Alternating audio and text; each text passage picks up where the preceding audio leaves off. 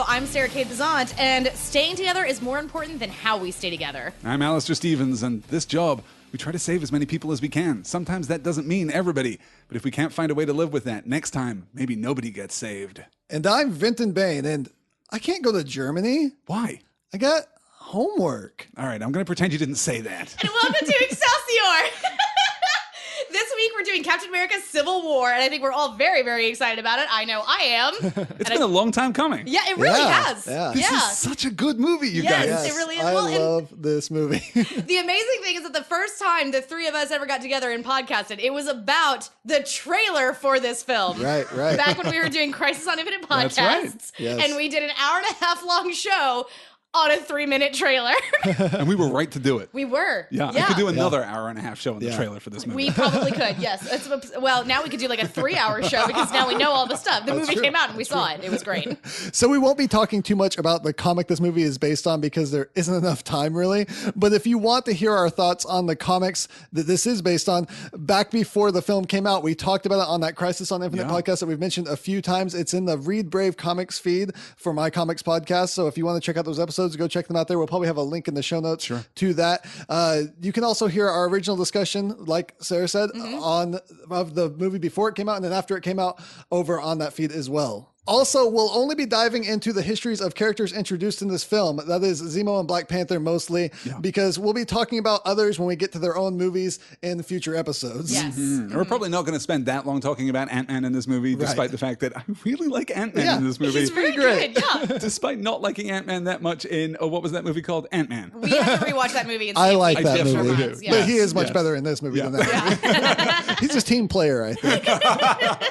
And of course, I'll try to keep all of my shrieking Wanda love to, well, not a minimum, but just like when we finally get it, a medium, when we get around to Age of Ultron, when we get around to Age of Ultron finally, then I will completely lose my shit. See, this is one of the weird things about talking about Civil War, because technically this is the third Captain America movie, but it isn't really. It's really Avengers 2.5. It is. Yes. Yeah. And I love that, because the Avengers are the focal point of this entire movie, I guess, until the last act, when it does kind of collapse back into being a Captain America movie. I'm into it, though. I'm so into this movie. Yeah. So let's flip over the old VHS and read what this film is about. When things get real and political pressure mounts to hold the Avengers accountable, a civil war erupts, splitting up people between Team Cap and Team Tony, Team Comic Fantasy Politics and Team Real Life Politics. The fandom rage is real. It's Avenger v. Avenger in this blockbuster film that throws all the heroes at the wall to see if they stick. And fortunately for them, they're joined by a newcomer whose forte is sticking to walls. Get ready for a superhero clash of the titans in this extended prologue to 2018's Black Panther film.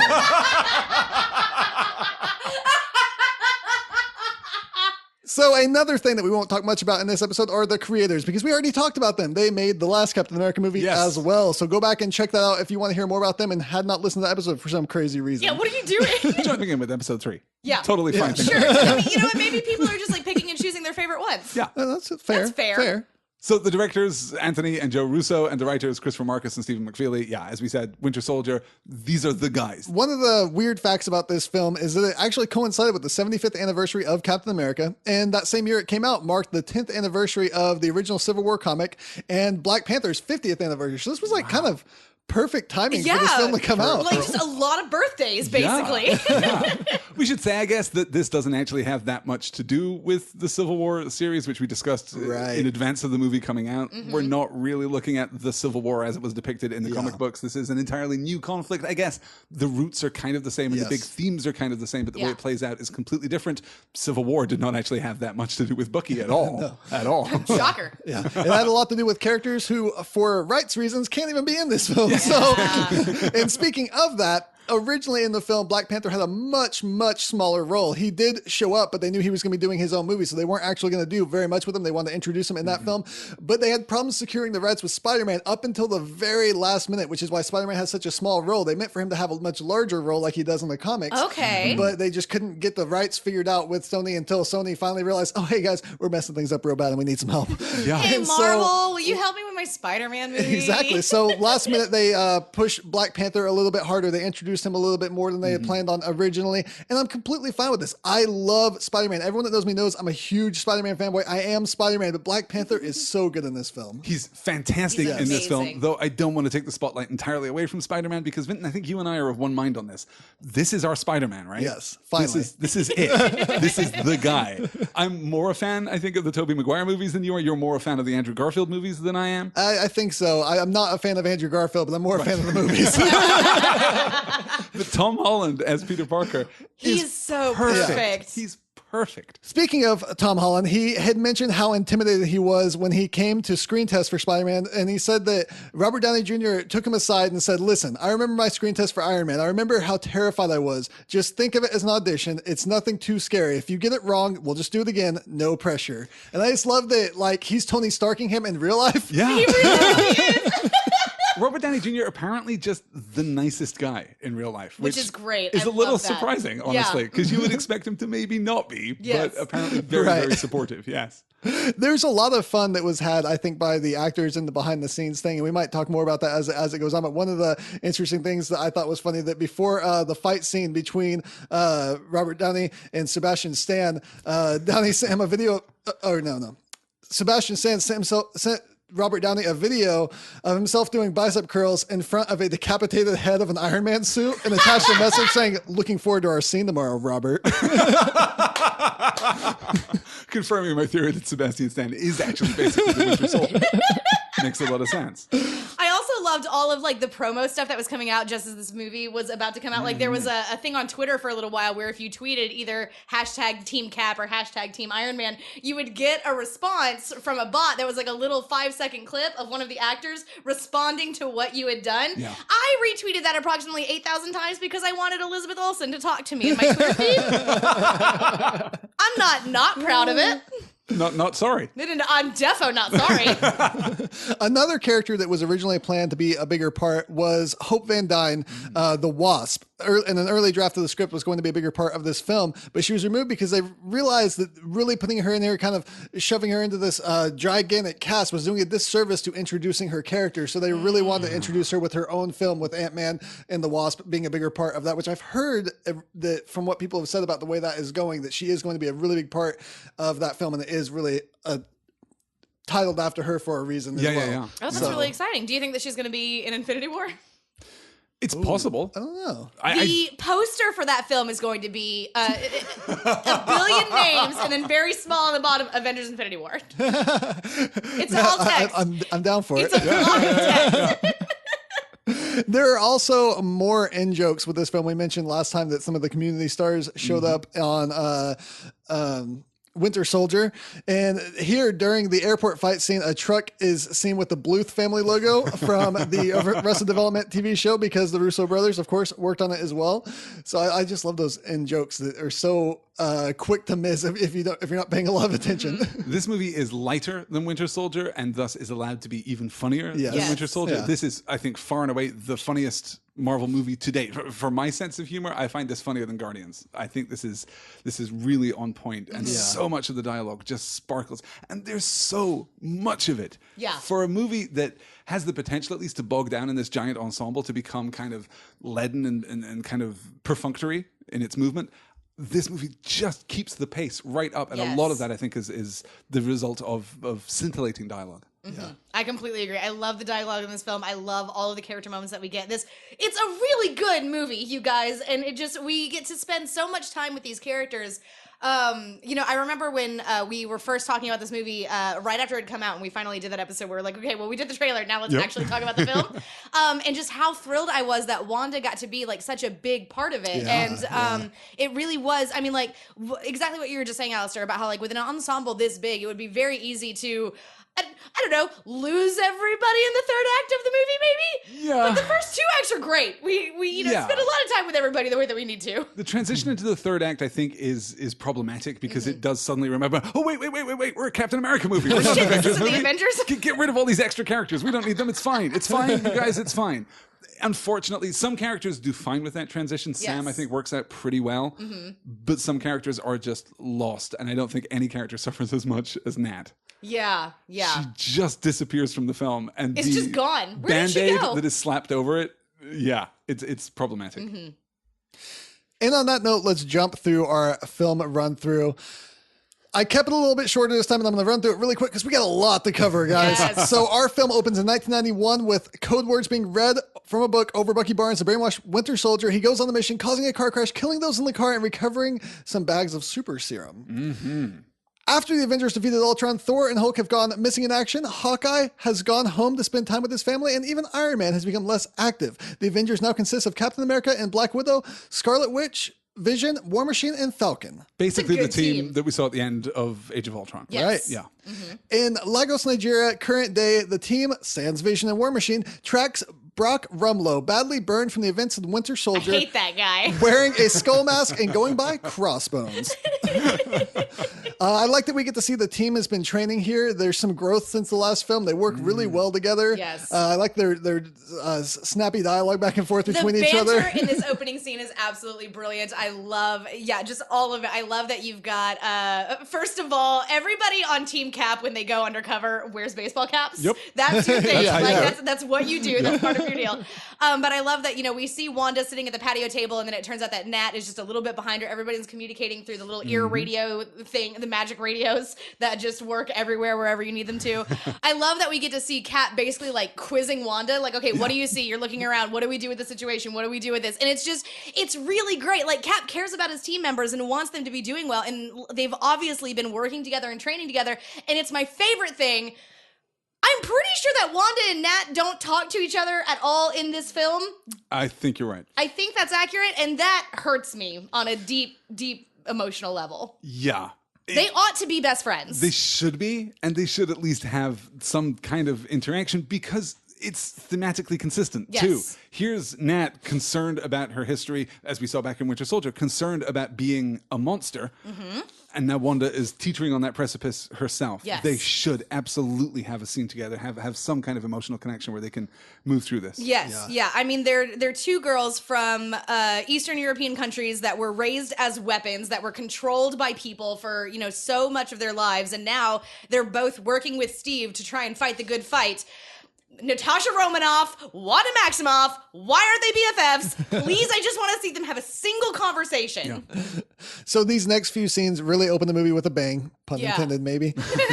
Crossbones and his team break into the Institute for Infectious Disease building, stealing a vial with a deadly virus. Black Widow kicks some major ass in this scene. She's so good. The Oh my grenade gosh. in the truck scene is so epic. Yeah, I don't know how she survives that, but I'm into it. I love Widow is fantastic. Cap is amazing. I love the interactions between Wanda and Sam. Yeah. Because there are junior members and Yes. they've obviously been training together, and the way that they coordinate together is just beautiful. Fantastic. I'm also a huge fan of Sam's Stark Tech upgrades. Yeah. Yes. Yeah. It's just great, and exactly the kind of thing that we would see in the comic books. Here's his power set. Well, okay, but we can juice that a little bit. Now we have to introduce a new element. Yes. So we get using the wings as shields is just fantastic. It's really love good. that. And he's got his little red wing with Yep. him. I'm not faking that thing. I love that we see that Wanda has so much more control over her power now. Like, the effect that we use is totally different from what we see in Age of Ultron, where there it was like very jittery, very spiky, very all over the place. But now it's a little bit smoother. She can control it way better. She's able to like leap a tall building in a single jump or whatever, like with her newfound power, and like just chuck Cap up into a building. All this, I love it, love it so and much. I like that we get to see that she is competent with her powers now before what happens later. Yes. That was Exactly. very Yeah. important to me, that they showed that she knew what she was doing before the Exactly. mistake later. Yeah. It's not, oh, Wanda, we shouldn't have taken you with us. Right. It's no, Right. this could have happened to anyone. It happened Right. to Wanda, Yeah. but any one of the team Yes. could have made this Absolutely. kind of mistake. Yes. So Crossbones hands off the vial, tells his men to scatter. He engages Cap, repeatedly punching him with his hydraulic gauntlets that give him some enhanced strength, while the rest of the team chases after Crossbones' men.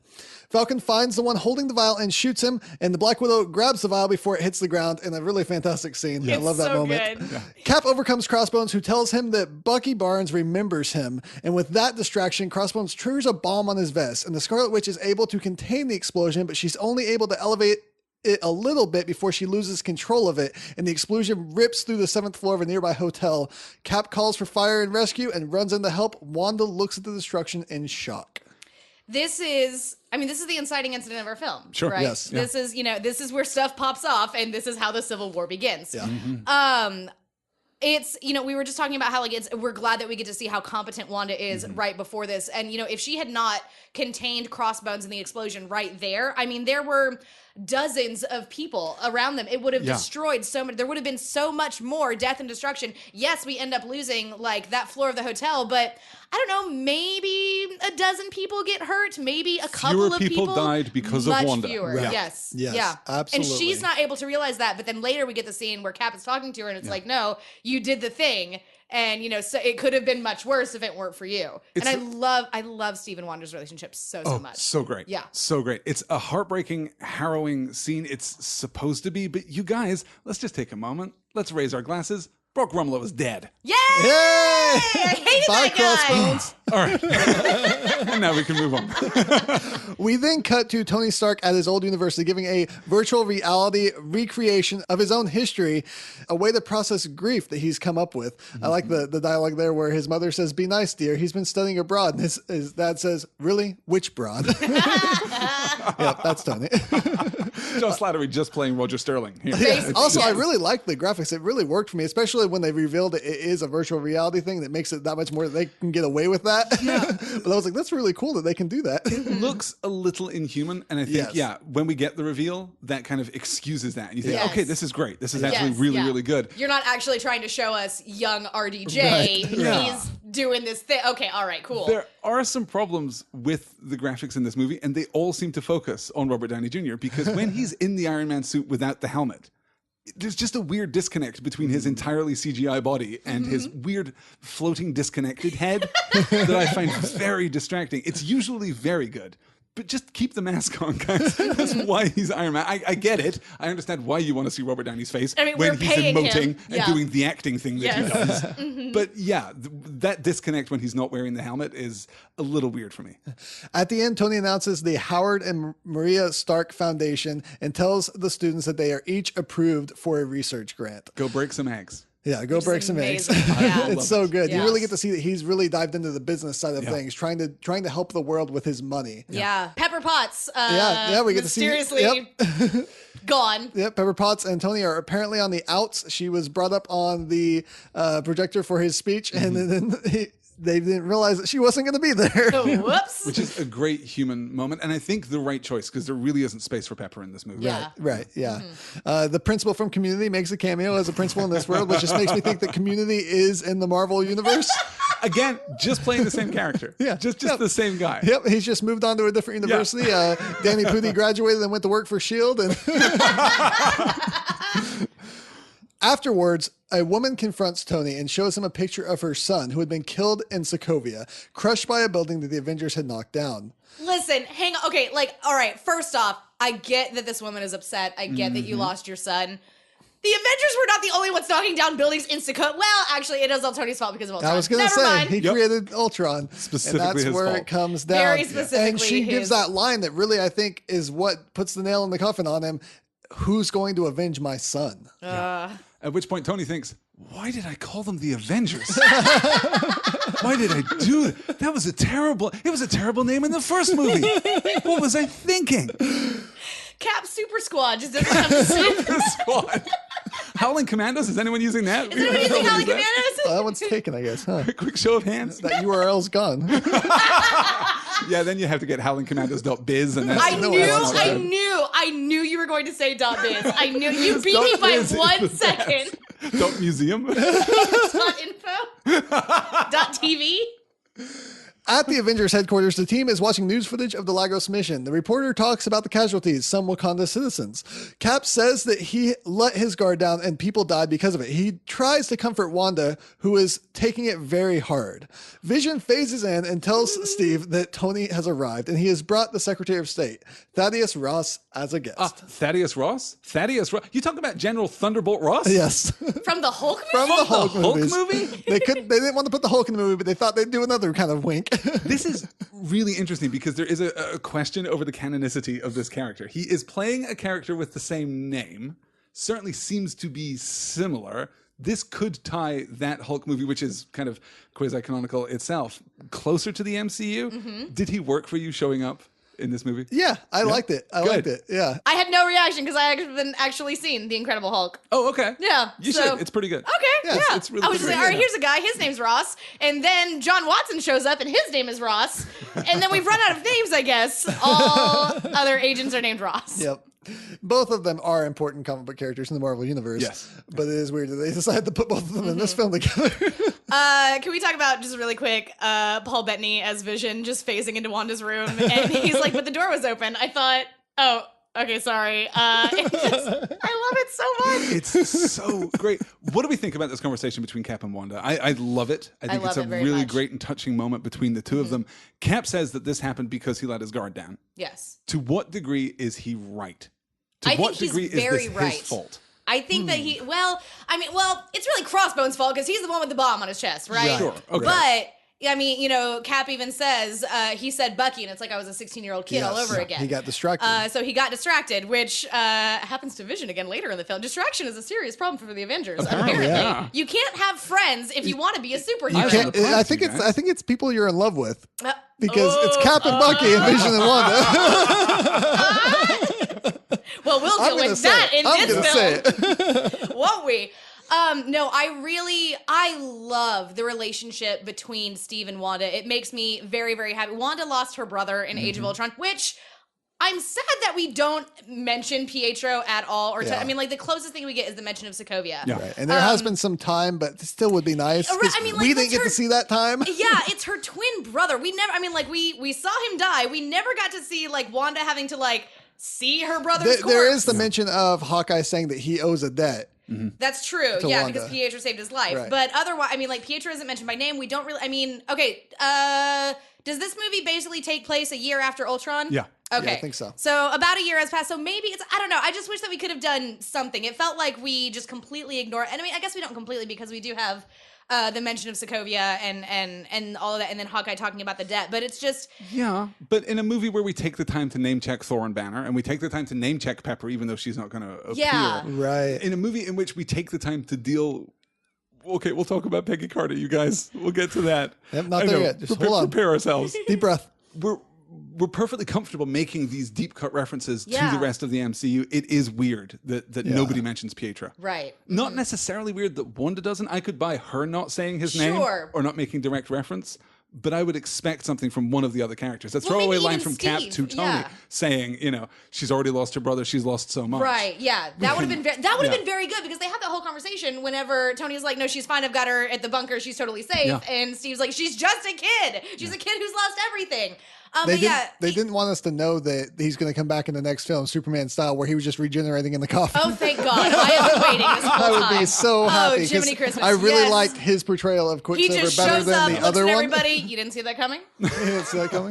Very good. But no, even if there had been like a picture on her desk of like her and Pietro together or something, I would have liked that. That would have been really nice. Like you just pan across that as you're like panning into her room with her giant flat screen TV and her guitar in the corner. Wanda leads a rich inner life that we never get to see. And I'm very curious about it. I have a lot of questions. I just need them to take. This was just decorated by Stark's interior designer.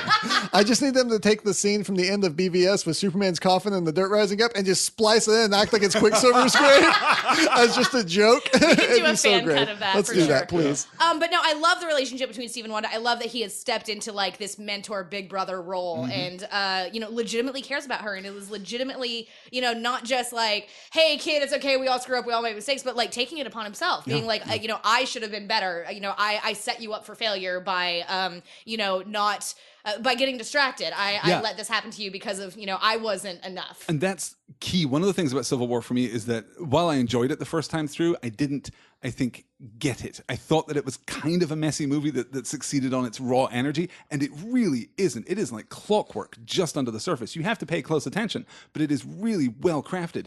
One of the things I love about the sequence is that Steve isn't taking this patriarchal responsibility. I'm team leader. The buck stops with me. I'm the man, Wanda. Yeah. So obviously it was my fault because you're just a girl and can't take responsibility. No, this is a human moment of connection. Yes. I screwed up and got distracted because of my friend. He's willing to be vulnerable with her in a way that really, really speaks to me. And I'm sure that in the past year, there have been times when Wanda has gotten distracted thinking about Pietro. Sure, and so this is something that they can like really bond over. And just occasionally thinking about Nat and wondering why they never have a conversation. Exactly. Why won't she? Does she not like me? I've been training with the Avengers for a year. Am I invisible to her? Is it because of the jacket? I think it's because of the jacket. She's very sore about the jacket. Jacket jealousy. That's what's happening here. That's my favorite deleted scene from Age of Ultron, by the way. Is when you find out that Wanda's jacket is actually Nat's jacket. Yep. I'm so sad that it got cut. It's such a perfect Whedon scene, and it's so, so good. It's so great.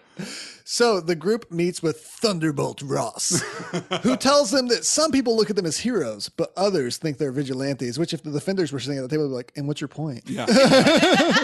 That's literally on my business card. Yeah, we just see Jessica Jones kicking her feet up being like, and? I said, what are you going to do about all this shit? Okay. You could intercut that too. This is another fan edit that we'll never make. But you could definitely have Thunderbolt Ross doing the presentation and just Jessica at her desk looking unimpressed. And the rest of the group going, well, I think we need to talk to a lawyer before we sign these Sokovia Accords, and Matt Murdock walks in. We just need, the Avengers need to call up the Defenders and be like, hey, can you guys just drop by for like 5 minutes and like chill these guys out? We watched your shows on Netflix. You seem cool. Don't bring Danny. Cool. Don't bring Danny. We don't bring Danny. He shows the destruction of their fights. And I love that when Cap sees Wanda's reaction, he just immediately is like, okay, that's enough. Yeah. Oh my God. And calls an end to it. Yes, it is one of my absolute favorite moments in the entire film. Because whenever you originally see the trailer, they don't show Sokovia in the trailer. It was Lagos. Again, it shows like, the destruction that happens and you're thinking, oh, she's responding to, this. She's responding to how she's messed up and started this whole thing. But no, Steve knows. Steve knows. Oh yeah, that's where Wanda's entire life fell apart. Where everything that she was taken from her. That's enough. God, Steve is just the best. I love that in this sequence we don't get recycled footage from the previous movies. Yeah. Instead, we get this brilliant, obviously cell phone shot on the ground, It's so good. just civilian eye view of the Avengers. And you think about how terrifying and intimidating that must be. Yeah. Right. Yeah. So he then presents the Sokovia Accords, ratified by 117 countries. Which, rude, by the way. Did we need to call them the Sokovia Accords? Rude. Probably not.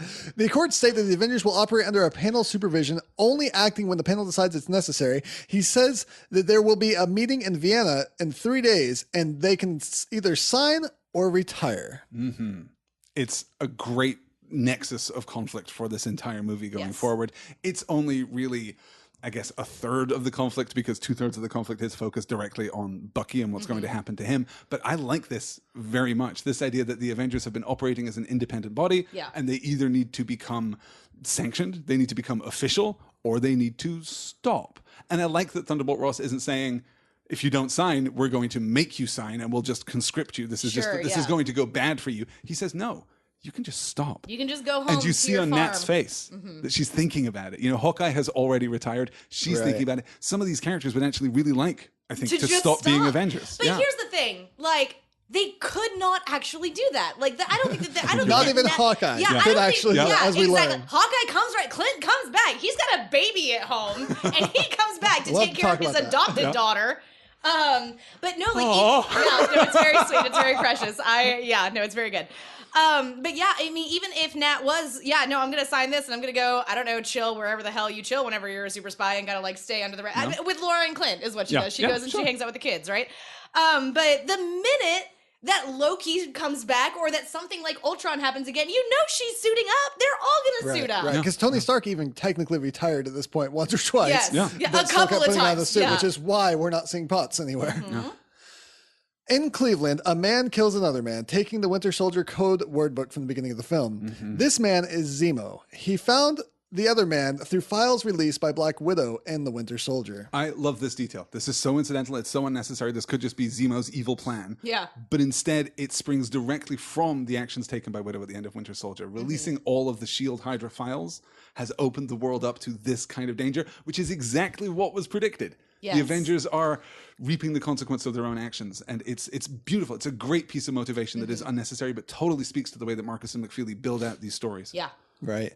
So here is the moment where I'm going to dive into some history on Zemo. He's an important character in the comics, even though the movie version has almost nothing to do with the comic version. Well, first of all, he doesn't have that sweet purple ski mask. Right. In the comics, he's a character known as Baron Zemo. And I'm going to go through this pretty fast. So Baron Zemo is a legacy title. There are two main Baron Zemos, Heinrich and his son Helmut, who took up the life of supervillainy after his father's death. Helmet is the one portrayed in this film. The original Baron Zemo was created by Lee and Kirby, but Helmet was created by Roy Thomas and Tony Isabella and Sal Buscema. And the first appearance as Phoenix in Captain America 168. Nearly a decade later, he made his first appearance as Baron Zemo in his now familiar costume in Captain America 275. Baron Helmet Zemo was 13th in the line of the Zemo barony. He grew up as the son of a former Nazi who fought Captain America in World War II. When his elderly father Heinrich died in battle with a revived Captain America years after World War II, Helmet Zemo sought revenge. In the comics, Baron Zemo is always shown wearing a weird mask. Both Heinrich and Helmet were forced to wear them due to incidents with Adhesive X. I'm sorry, Adhesive X? Adhesive X. Yes. Heinrich Just do crazy glue? Yes. Heinrich was wearing the mask when Captain America attacked his base during World War II. During the fight, the patriotic hero threw his shield and struck a vat of Adhesive X, a super adhesive Zemo created for the Nazis. We can't wait. We can't even slow down. The reason this guy's a bad guy is because he super glued his mask to his can't slow down. A super adhesive that he created for the Nazis that could not be dissolved under any circumstances. He just made really good super glue. The chemical fell on Zemo's face and permanently attached the mask to his face. In Helmet's case, he fell into a vat of Adhesive X, but simply wears the purple head covering to hide his horrible disfigurement. Hey, if it's good enough for Doom, it's good enough for Baron Zemo. I'm sorry, Baron Zemo is no Victor Von Doom. Thank you very much. But Heinrich was originally responsible for Captain America's appearance during World War II in the comics. During the last months of World War II, Captain America and Bucky attacked Baron Zemo's stronghold to prevent him from launching an experimental aircraft, but they were taken prisoner, probably, and tied to the plane, which was set to explode. The duo managed to free themselves, but they didn't make it off the plane unscathed. Captain America fell into the icy waters below and was frozen for many decades, while Bucky lost his arm and was presumed dead. Baron Zemo also outed Bucky as the Winter Soldier to the public in the comics. In the comics, Bucky Barnes, the Winter Soldier, took up the mantle of Captain America after Steve Rogers was, quote unquote, killed after Civil War. It was at this time that Helmet Zemo discovered that his father's assassination attempt had failed during World War II and learned about Bucky's time as the Soviet Union's brainwashed assassin. Angered that the new Captain America had earned forgiveness for his crimes so quickly, while Zemo was still being scorned despite his good actions, because he tried to be a hero at some point too, Zemo leaked evidence of Bucky's former identity to the media, effectively ruining his reputation. Just in time for Cap to come back. So we can now see how these characters are so closely tied together here in the comic and the film. Just super similar. Not at all. Yeah, I mean, my favorite part is whenever he dunks that guy's head in the sink full of Adhesive X. The fact that there's not like some kind of mention of Adhesive X in the film is kind of a failure. I'm so glad, because of that I would have been like, I'm sorry, what? Now you can just imagine that Zemo throughout this movie is just slightly sticky. I don't want to imagine that. Back to our film. The team debates whether to agree to the accords, and we get Vision in his amazing sweater. Can we talk about stop and talk? Vision's outfits? They're the so greatest. Perfect. They're the best. Yeah. They're so good. Every promotional image I saw, I was just like, wait, that's how Vision's going to look in Civil War? Yep. I'm going to love this movie more than I thought. Yep. It's fantastic. This scene is maybe my favorite in the movie of the non-action sequence scenes. This one works for me so well. Tony with the coffee grounds. Is just so great. Yeah.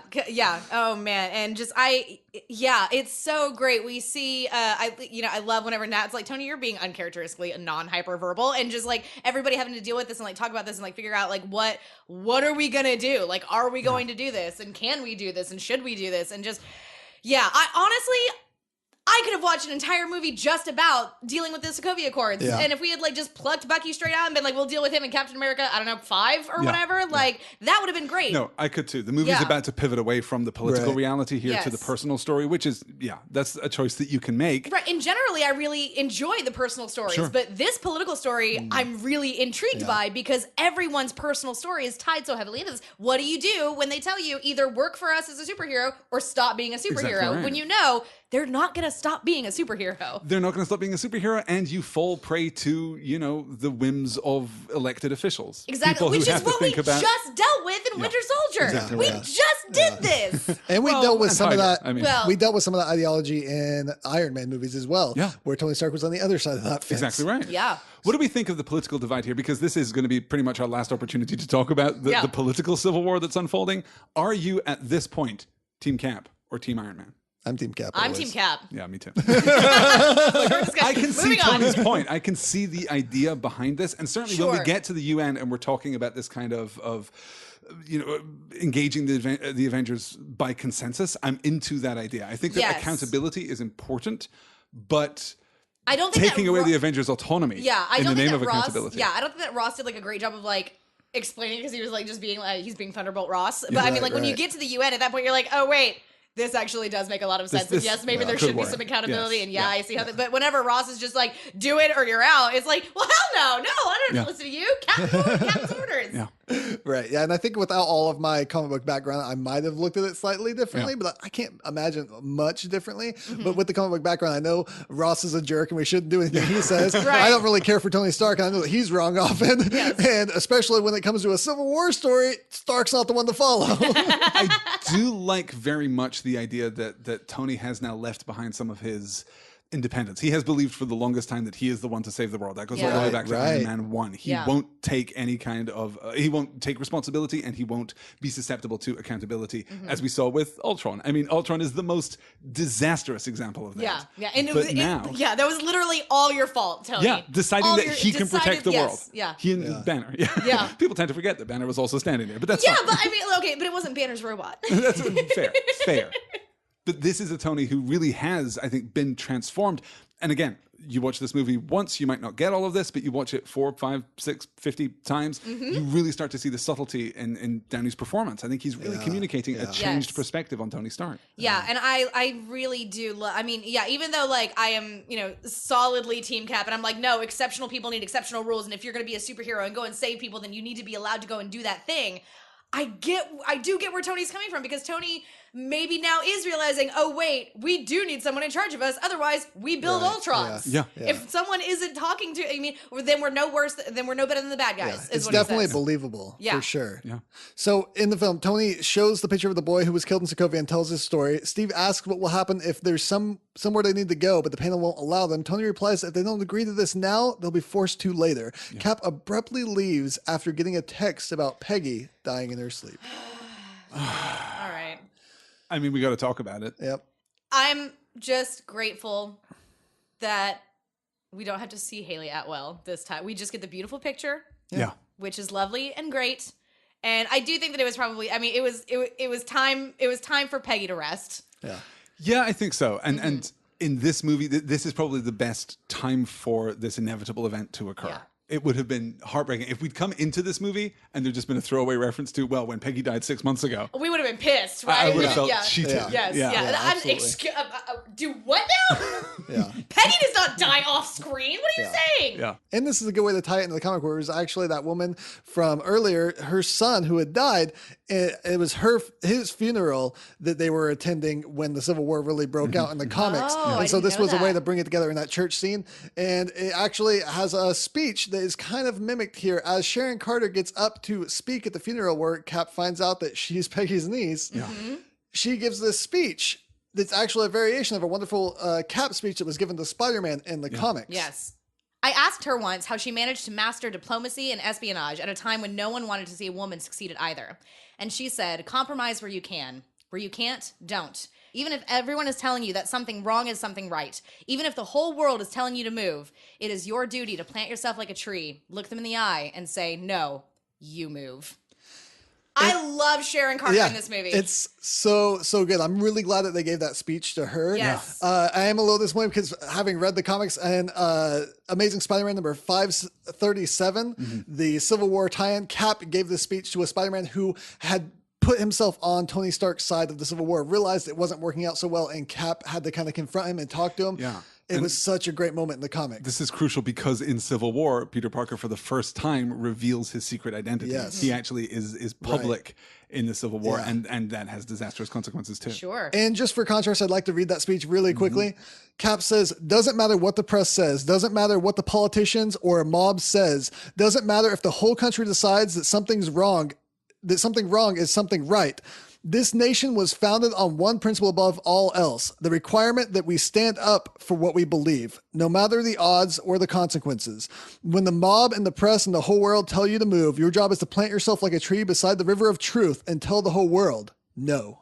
you move. It's a really good speech. It is. It's a very good speech. I'm very, very into it. I'm glad that we have, within the context of the film, that this is something that Peggy said. Yeah. And Peggy believed and Peggy lived by. I love this, it. I mean, like, little Sharon growing up, listening to her aunt, telling her this, listening to this story.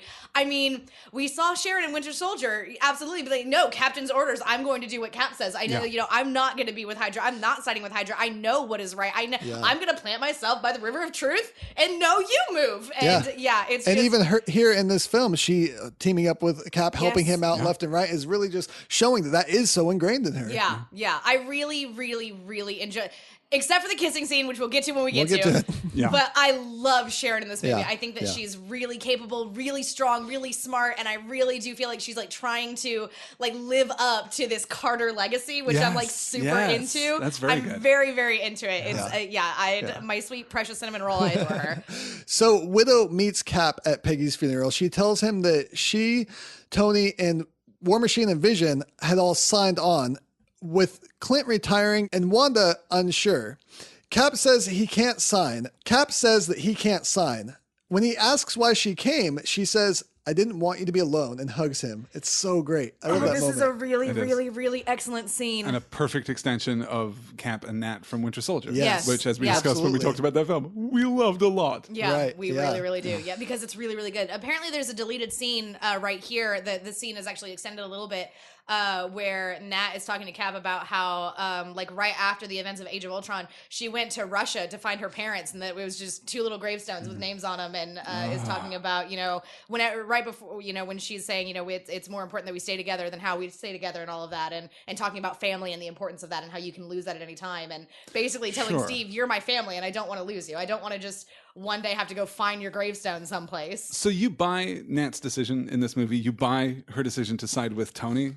After everything that happened in Winter Soldier, because remember we were talking about how, she's talking to Steve and she's like, if it came down to it and it was me saving your life, would you trust me to do it? And he's like, now I would. And then like that shock in her face, I really do buy it. I really do think that she genuinely, absolutely loves Steve and loves this family that they've got. This is her family, even though she won't talk to her little sister Wanda at all. There has to be lots of off-screen conversations. That's the only hey, thing Sarah, I can you write me some of those? Yeah, I'll do like 18 please. of them. Yes, no, totally I will. But yeah, I really do buy it. I do buy that Nat is like, I think that Nat is thinking along the same lines that I am, which is they can't stop us from being superheroes when we decide to go be superheroes. So we're going to placate them, but we're still going to do our thing. That's totally where she is. Yeah, absolutely. I'm now just imagining the scene where Nat takes Wanda for shawarma. Oh, to the place in New York. Yes. That would just be the greatest. Yes. Yeah, I'm going to make that happen. Patreon.com/SarahKBazan, and you can get a chunk of that. I gotta tell you, I don't buy Nat's decision in this movie. Really? It feels to me way too structural. It feels like, well, we have 2 girls, and we kind of need one to be on each side. I don't buy in a million years Nat siding with Tony over Cap, because you're right, she has this personal loyalty. He is the one who trusted her when no one else would trust her. He is the one who backed her when no one else would back her. I find that personal loyalty. Consider, for example, her personal loyalty to Nick Fury in Winter Soldier. That's really interesting. Yeah. She No, you're forms totally right. these very strong primary bonds. I do and you're agree. right, she's never going to stop. So what do the Sokovia Accords do for her in that instance? Keep her family safe, maybe? Are they her family, though? Cap is her Tony's family. not. Cap is her family. Yeah, Right. but she's siding with a bunch of people that she doesn't give a damn about. Tony. Does she care about anyone on James Rhodes? Vision? I mean, I this think is she not is her trying team. to make a right decision, and it's like Sarah said, and I think you're absolutely correct, which is why we get the turn that we get with her. Okay, see, there we go. Yeah, and then I think that I remember seeing either Scarlett Johansson was talking about it or the Russos were talking about it, about like, why does Nat choose the side that she chooses? And I think it's because she's trying to do the peacekeeping thing where it's like, no, we all need to stay together if this is what keeps us together, even if they were not all her family, but like this, like everyone here needs each other. Like the people in this team need one another. Like if this is going to keep us together, then that, I mean, Clint just said he was retired. He's like, no, I'm leaving. I'm not playing anymore. I'm going home. There you go. You bring Clint in on Tony's side, which I would completely believe, and then I buy Nat. Yeah. But with Clint leaving, Maybe with Clint retiring. and Nat had a conversation about this. Like they had to have, right? Like they're talking about this and Clint looks at that and he goes, no, I'm not doing this. I'm going to go home. And she's like, well, where would you go? And he was like, with Tony, duh. And then goes home. And that's like, shit though. Yeah, okay. write that one too. Yeah. But I do like that she is trying to like hold the family together when she sees, oh, this isn't going to work. Yeah. I better go with Cap. And then mysteriously disappears for the last third of the film. Yeah, which I think is the other problem, is that she doesn't get to land that turn. Right. Yeah. I'd really like to see more of that because, yes, well, we're going to Russia. Anyone we know who knows about Russia? Anybody who's Russian? Anyone who'd be super useful to have? No. Bucky was raised by a bunch of Eastern European scientists. Yeah. That's good enough, right? Hey, Wanda, you want to come? You're kind of Russian, right? No girls allowed. Yeah, that is the problem. Is the last third of this movie is no girls allowed in the clubhouse. Which is anyway. Yeah. We'll get there when we get there. In Vienna, there's a gathering to ratify the Accords. Black Widow meets with the Prince of Wakanda, T'Challa, and his father, King T'Chaka. T'Chaka takes the podium for the keynote address, and he gives a speech, which I think really ties in a lot of things that have been going on. So I just want to read that real quickly. When stolen Wakanda vibranium was used to make a terrible weapon, Ultron. He's talking about Ultron, you guys. We in Wakanda were forced to question our legacy. Those men and women killed in Nigeria were part of a goodwill mission from a country too long in the shadows. We will not, however, let misfortune drive us back. We will fight to improve this world we wish to join. King T'Chaka is fantastic. He's so good. So good. So good. 3 minutes on screen. So charming, possessed of such gravitas and authority. He's magnificent. What a fantastic I love the way that he character. talks to Natasha. I love, I love his presence. I would have so followed good. that man to the ends of the earth. Yeah. Yeah. And I completely buy that he is T'Challa's father. Yes. Like you can see Absolutely. where T'Challa gets so much of his strength, so much of his certainty, so much of his courage. It's just two characters introduced in the span of 30 seconds, and I am crazy about both of them. Yeah. An explosion goes off, killing T'Chaka, the king. No. Despite T'Challa's glorious dive to save him. Yeah, I don't have a dad in the MCU. Don't have a dad in the Turns out MCU. badly. Yeah. bad. And this is the point where everyone is thinking, oh, wait, T'Challa's dad just died, and we're going to talk about Tony's dad too. Is this going to be like Batman versus Superman? Martha!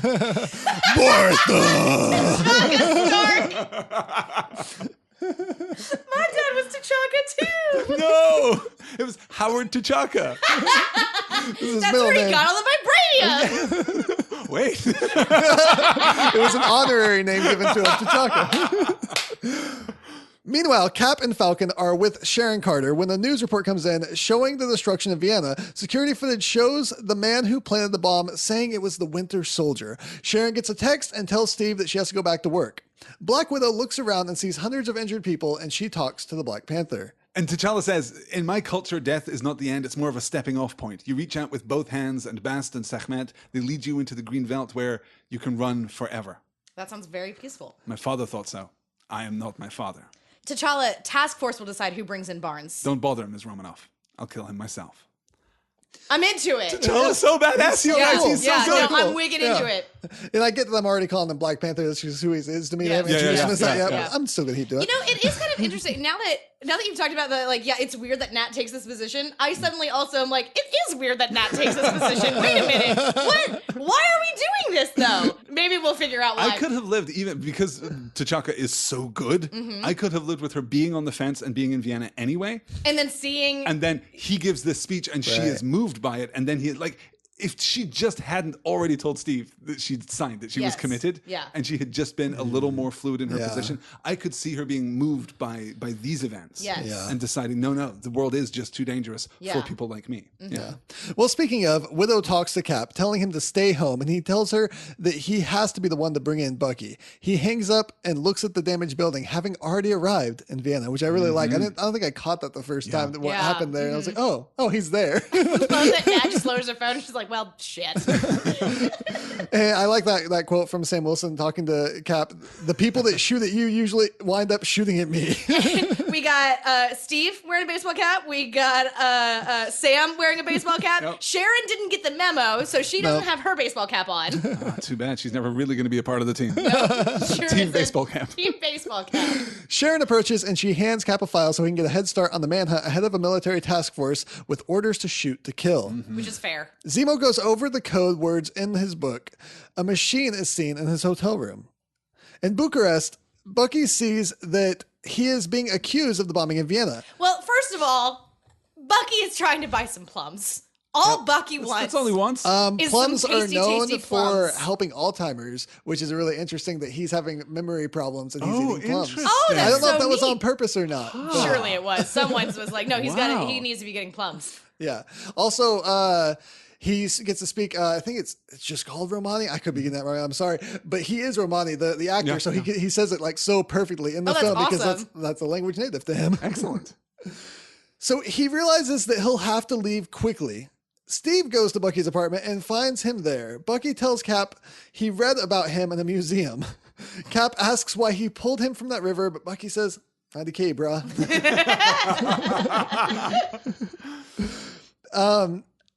I also like that Sebastian Stan talked about in interviews that the backpack that Bucky is wearing in the contains journals that he's put together of his scattered memories. So you get that hint while it's not really completely seen in the film. You get that hint from the behind the scenes stuff that he is like trying to gather this information together and figure out what's going on. Kind of like the last Bucky. scene from Winter Soldier where he goes to the museum. He's trying to figure out what is happening. Maybe to me. you are a good guy. Yeah. Yeah. I love him. Maybe you are a good guy. Maybe you're a good guy. But that's when the military storms in and the tense scene starts. Cap fights and tries to save people Bucky might kill. There's a scene where someone almost falls to their death down the stairwell and Cap catches them and says, "Come on, man." Bucky jumps down from the building where he's confronted by the Black Panther and Kitty has claws. This was, man, yeah, like when I didn't care about Black Panther at all when all the promo stuff was coming out. I was like, okay, Black Panther, whatever. We're just everyone's is Wanda here. That's all I care about.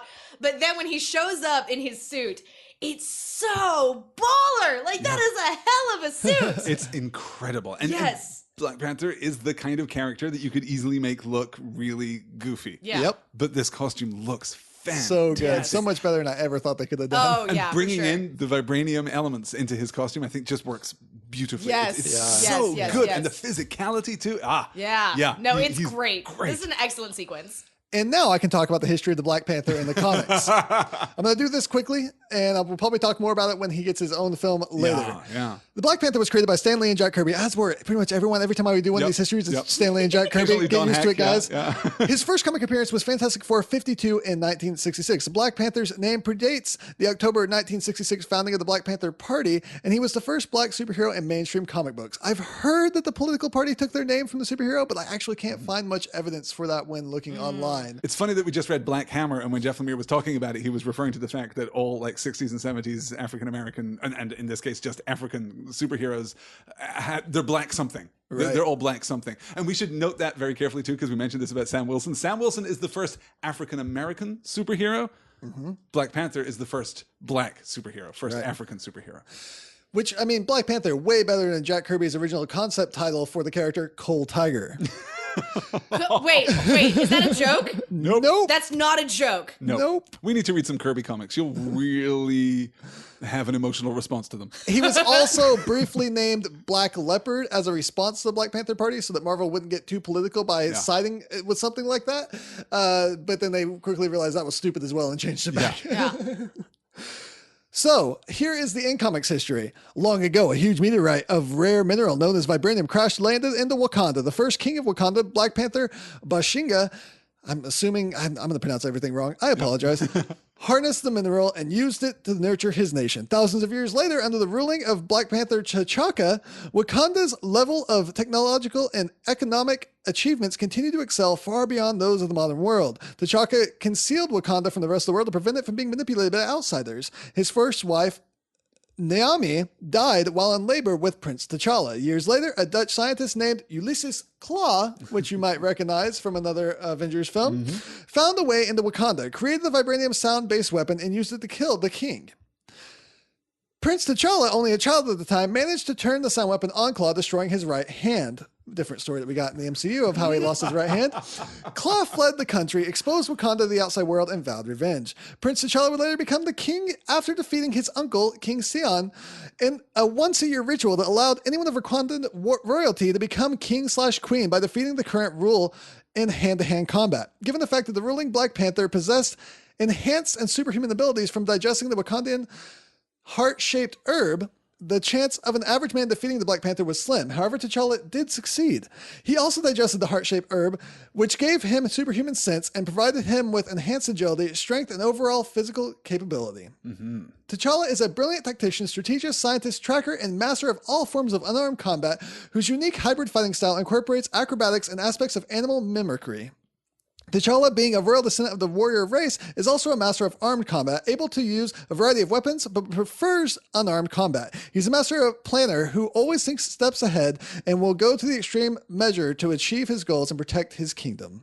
I have seen Black Panther described as the perfect median between Captain America and Batman, and I can kind of see it. Yeah, I can kind of see that, yeah.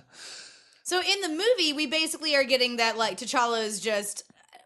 I mean, he's not really enhanced, right? He's not enhanced in the same way that, like, Wanda and Pietro are. Is it the suit? Yeah, no, the MCU version of Black Panther is that he is just very, very well trained. He's basically super soldier level. He's like the best that a human person can be. Without any kind of additional augmentation. Okay. Yeah, but that's kind of okay in the MCU because Cap is not as exceptional in the MCU as he is in the 616 because we've had characters like Patrick the Leaper from Winter Soldier, who is capable of going toe-to-toe. Brock Rumlow at the beginning of this movie goes kind of toe-to-toe with Cap for a little bit. Well, he had a hydraulic fist pump. He sure did. And the vibranium claws, I think that works out pretty well for Black Panther too. Meanwhile, in our film, Cap jumps down, joining Bucky and Black Panther. Black Panther's vibranium suit is shown off as bullets bounce off of it, and we start our chase scene. Yeah, the chase scene's really, really good. It's a really fun chase scene. I like it a lot. I'm going to, just presume your answer to the question I was going to ask and ask you this better question. How much do you guys love Chadwick Boseman? Oh. So much. All of the much? Let's go like scale 1 to 5, and I'm gonna go 15. Yeah.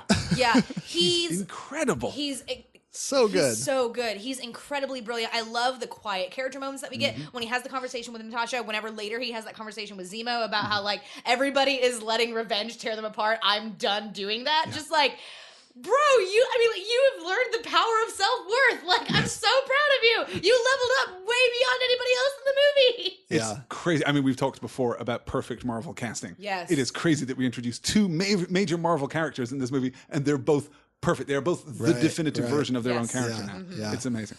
And Chadwick Boseman did a lot to prepare for this. Of course, he went under vigorous training. He read all the Black Panther comics he could get his hands on, even though he didn't read them growing up. So he wanted to really become really well educated on the character. And then he even went to South Africa to better incorporate cultural aspects of the country into his role. Yeah. Oh my gosh, it's amazing. I love that. Yeah. So the chase scene, guys, the chase scene is so fun. Bucky runs pursued by Black Panther with Cap and Falcon following in the military, still hot on their trails. Black Panther speed and agility, and Bucky's motorcycle grab and spin. The motorcycle's so good. Oh my gosh. And then Cap's running escape from a flipping SUV. Yeah. It's all so cool. That chase scene is so much fun. And fast, too. The pace of this movie just doesn't let up. It's really nice. Yeah. And then all our boys get arrested. Yep. War Machine joins the military as the group is surrounded and arrested. Black Panther is revealed to be Prince T'Challa. And we get that line from War Machine. Congratulations, Cap. You're a criminal. The one person whose motivations I never doubt in this movie is James Rhodes. Yeah. You know exactly what James Rhodes is about. Well, he's still a military officer. Yeah. Like, I buy the idea that he would actually just follow orders, and doubly so when Tony's there. It would have been fascinating to have Rhodey take the other side. It would have been really interesting to have him. Like if Sam and Rhodey had been flip-flopped? I wouldn't want to lose Sam, though, That's is the thing. Yeah, no, Sam's too I wouldn't want to lose, although, it could still be interesting. I mean, the fact that Sam is powered by Stark Tech it does give you an in there. If he says, look, you can, if Tony says, you can stay with me, keep the wings, keep the suit, it's going to be fine. You know, you can still do good and maybe have Sam, because Sam is no longer a military officer, but was. So you could kind of make the same argument for him there. But yeah, Rhodey is... They need to figure out what to do with Rhodey, you guys. Yeah. If this character is going to stick around in the MCU, someone somewhere needs to give him like an angle, a character quirk, something that sets him apart. Agreed. Yeah. They have a problem with that in the comics with him too, though. Yes. So to be fair. And I think every time this movie sets up a scene so well, like this chase scene is one of my favorite scenes in the whole movie. They didn't follow it up by an even better scene, which I don't know how they managed to do that. But here we go. Vision and Wanda cooking scene. Paprikash. It's so good. This seems like it should have been a deleted scene, but I'm so grateful that it was not. This is the kind of thing that I was talking about whenever I was, when we first talked about this. And I was like, I was so stoked that Wanda got to be so involved and that they had so much of her in this film. But I mean, like, this is just a quiet character moment between her and Vision. This is her just getting to talk about her vulnerability and just it's so good. It's so good. And Elizabeth Olsen is so good. And Paul Bettany is so good. Yes. But it also feels really oppressive. And as we move toward the inevitable conclusion, when Vision prevents her from leaving, it gets really dark. Yeah. And I love that. And we're reminded of how unearthly Vision is. And then, it goes from, because it's, she's like, okay, I'm going to go down and I'm going to grab a pizza off the corner because you don't know how to cook and this is terrible. And he stops her and she's like, Vision, are you not letting me leave? And he's like, no, Mr. Stark thinks that it's better for your protection or whatever. And then, he ends up flipping it because she's like, well, what do you want? And he goes, for people to see you as I do. And I'm just like, shit, yes. Yeah. Wanda, no one dislikes you. Thanks. Oh, you're welcome. No, it's an involuntary response in the amygdala. They can't help but being afraid of you. Are you? My amygdala is synthetic, so... I used to think of myself as one way, but after this, I'm something else. And still me, I think. But that's not what everyone else sees. Do you know... I don't know what this is. Not really. I know it's not of this world, but it powered Loki's staff, gave you your abilities, but its true nature is a mystery, and yet it is part of me. Are you afraid of it? I wish to understand it. The more I do, the less it controls me. One day, who knows, I may even control it. I don't know what's in this, but it's not paprika. I'm going to go to the store. I'll be back in 20 minutes. Alternatively, we could order a pizza. Vision, are you not letting me leave? It is a question of safety. I can protect myself. Not yours. Mr. Stark would like to avoid the possibility of another public incident until the Accords are a more secured foundation. And what do you want? For people to see you, as I do. It's so good! Damn. It's so good. It's, oh God, there's so much happening in the scene, and I love it, and I adore it, and it's great, and it's wonderful, and like... Vision has a crush on Wanda, and he doesn't know how to tell her, and it's just I love very the good. chemistry between them, and I've heard already that we have leaks that there's going to be way more of that in Infinity War, and I'm so down. There's a bunch of pictures like on Tumblr and Pinterest please. of them like just making out, and I'm like, yes! Yeah, it's extraordinary. And again, speaks to the thematic heart of the movie. I mean, this is not incidental. While it is a quiet character scene, it's not inessential. It's absolutely vital. Yeah. Tony has determined that Vision cannot allow Wanda to leave because he doesn't want another public incident. Not because, we need to keep people safe, because we need to keep Wanda safe, because we need to wait till everything. I mean, like, it's she did a bad and now she's grounded. Well, it kind of is, but the situation is sensitive, and he is, certainly it seems from the later scene, trying to protect her. I mean, he's protecting her by keeping her under house arrest with Vision. Sure. But there are, optics to consider. He knows that having, witnessed what they witnessed in Vienna, that the world is now even more sensitive, that someone has just thrown a lot of gasoline on this fire, and it was already pretty out of control. So I get where Tony is coming from. And Wanda's a hell of a match, I guess. So you don't want her exactly, anywhere near that. exactly, yeah. Meanwhile, our captive heroes are riding in custody. We have Falcon, Panther, and Cap. And Sam looks over at Panther and says, so you like cats? So he goes, Sam. He goes, what? Dude shows up dressed like a cat and you don't want to know more? I love that. It's such great dialogue. Sam gets so many of these through the course of the movie. What we don't see is T'Challa whipping out his phone and being like, yeah, I love cats. Check out Tibbles, Have you seen this video? Have you seen this YouTube video? It's playing a piano. Do you see that? The internet was invented in Wakanda, is what we're learning. Check out this talking cat. Hold on, piano. They are met by Everett Ross, played by Martin Freeman. He will be in a much bigger role in the Black Panther film because he is actually a Black Panther character for the most part in the comic book. So we'll see more of him and talk more of him then. He is the man in charge at the facility. Bucky is locked up and the others are led inside a building where Black Widow is waiting for them. This is what making things worse looks like, she tells Cap. She is so sassy. She is so pissed off. She tried so hard to get everybody to behave themselves. Steve, you know better. Yeah. Everett takes Prince T'Challa in one room, and the others are led into another, where Tony tells them that Secretary Ross wants them all prosecuted. Tony says that as a compromise, they won't get back the shield and the wings, which are now government property. Bird suit? I didn't write it. Bird costume. Bird costume. Bird costume. I think Sam is brilliant. Just Sam so brilliant. is so damn good in this whole movie. And we get this. Can I ask you guys, just before we move on? Yeah. Would you, based on this film, based on Winter Soldier, want to see a Falcon solo movie? Do you think that Sam could carry a movie? Because he's present in a kind of antagonistic role in Ant-Man and works really quite well, I think, in that film. Do you think that Sam could carry a movie? I think that he could. It would be interesting to see, because, I mean, we're going to have other people in it, so it would be interesting to see who else is there. Like, who else is, like, teaming up with it? I mean, like, is it like, I mean, if you have Cap there, then it's just a Cap movie. Sure. But could Falcon do his own film? I want to say yes. I just don't know what that would look like. Like, I've never read any Falcon comics or anything. I don't know. I mean, I know that he's one of the Captains America right now. Yep. That's what I would like to see, but I don't see any way for them to do that currently in the MCU. There have to be some kind of big change up for that to happen. But I would really like to see a solo movie Cap where he dies became at the end of Cap. Infinity War? I guess so, yeah. Somebody's but dying at the end of Captain Infinity America, War. Falcon. There has to be some kind of solution brought between the government and Cap picking up back the shield. Sure. Because Sam's on Cap's side, so it's not like he can just be like, oh, you don't have a Cap anymore? He dropped the shield? I'll be Cap. And I'm like, no, you're a criminal too. You're like his best friend. I could see Sam stepping into the Netflix side of the MCU. I could see That him would be There cool. we go. hanging out with Yeah. Jessica Jones and Luke Cage. Yes. that would He be could cool. work there. Yes. He's how you get the Defenders to go and hang with the Avengers. There you go. Yeah, he's no, the- you're right. he's Sam is the liaison. perfect point of intersection. Yes. Yes. Yes. Excellent. So then we get this amazing scene with Stark and Cap talking in this back and forth. I love it. He brings out the pens and he's like, look, these pens, they were used by FDR to sign this bill. It's kind of a thing. Let's sign. Come on. Yeah. And they have that back and it's forth. like a pen from your time, Grandpa. Yeah, we get mentioned, of course, Pepper Potts again. Steve didn't know. And I like that he's like, pregnant? Definitely not. Definitely not. and then he does that like thing where he's like talking to his children about the divorce. It's nobody's fault. Yeah.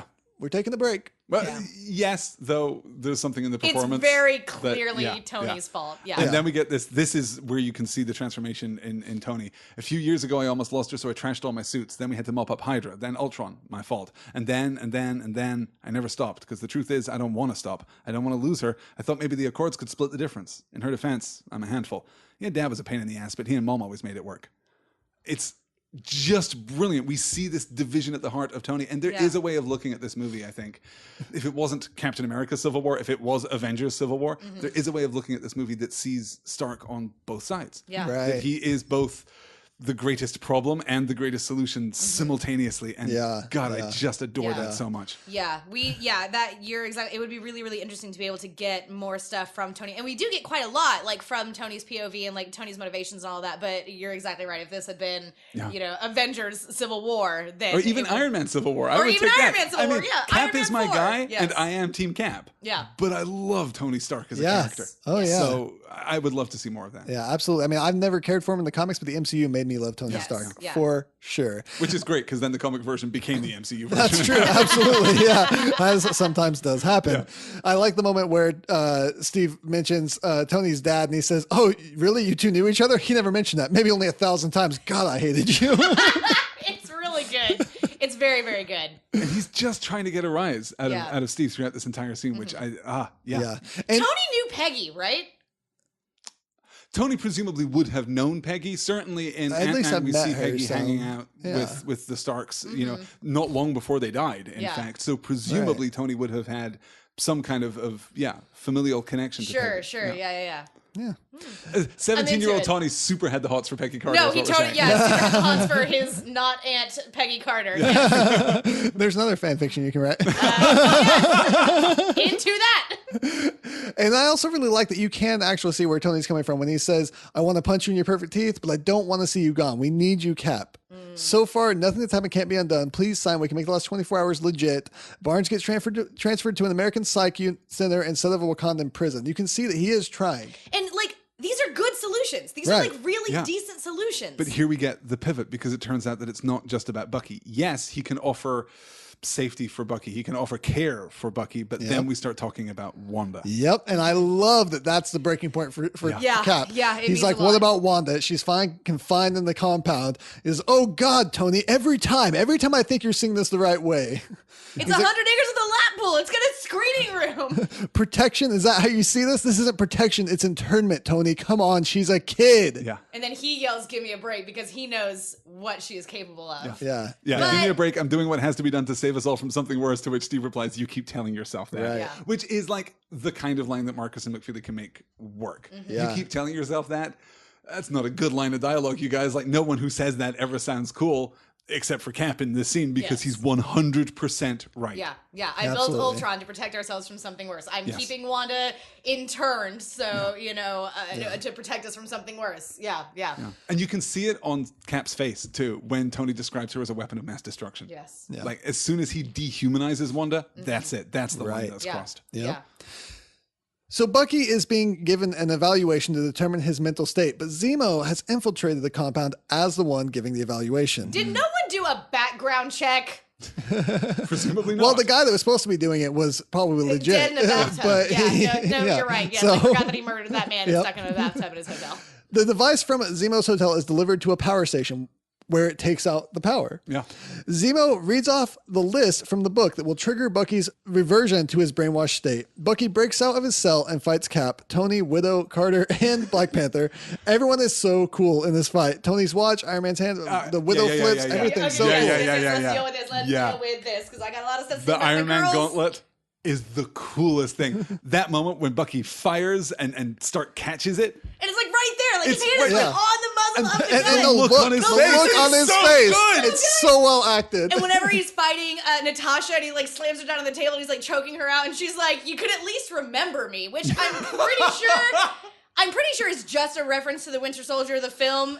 It may have a comic book tie to them, because they were because he trained her in the Red Room in the comics, and they were also romantically linked in the comics. I like the vague suggestion that they could have more shared history, but I don't believe for a second that Nat would have kept that secret during Winter Soldier. Right. Yeah, it probably would have come up, right? So I think by this point, it's just, the Winter you remember Soldier, me from the last Captain America movie, right? Yeah. He shot me through the belly. Also, taught me how to kill a man with my pinky. Now, I would believe that this is somewhere in somewhere that she told Cap this in between the films, that when Winter Soldier was just mentioned, she was like, well, I don't know who that is, but there was this guy that trained me. He wasn't called the Winter Soldier when he trained me in the Red Room. Oh, I see him. He looks familiar. And then she comes to this realization, oh my God, he trained me in the Red Room. So I would like that. And then ultimately on the roof, Cap fights a helicopter. Yep. just wrestles it. He wrestles that helicopter. Wrestles that helicopter like a real big crocodile. Let me tell you, Elizabeth Stevens, beloved of this parish, uses that GIF more often than maybe any other GIF. That is. It's described is it in the script or was it the interview with Chris Evans where it was described as bicep porn? Says it's bicep porn. Yes. The man is shaped like a Dorito on legs. There's no airbrushing. There's nothing. That is that him. with more arousal than I would have expected for that image. Chris Evans actually hurt himself because he had the flex for so long holding that helicopter in that way, because they shot that was mostly practical. I mean, of course, it wasn't an actual helicopter. It was like being pulled away, but he was just, there's nothing like CGI about his arm there. He's just doing that. Can you imagine? Like, I hope that everybody gave him so much shit for that. He's like, oh no, I really hurt myself. And they're like, oh boo-hoo, Captain America hurt twice, pulled the helicopter. Oh, I flexed so hard. Look at me. Oh, I'm so much buffer than you. Robert Downey Jr. joked that the filmmakers didn't mind at all that he hurt himself because of how great the shot turned out. They've been using it to promote the film ever since. Exactly. Look at him suffer for his art. And Anthony Russo revealed that on the day that they were supposed to shoot it almost didn't happen because there was a miscommunication in the costuming department, and he came out wearing like some thick layers in the jacket, and they're like, no, we need to show your muscles off. This isn't what this is supposed to be.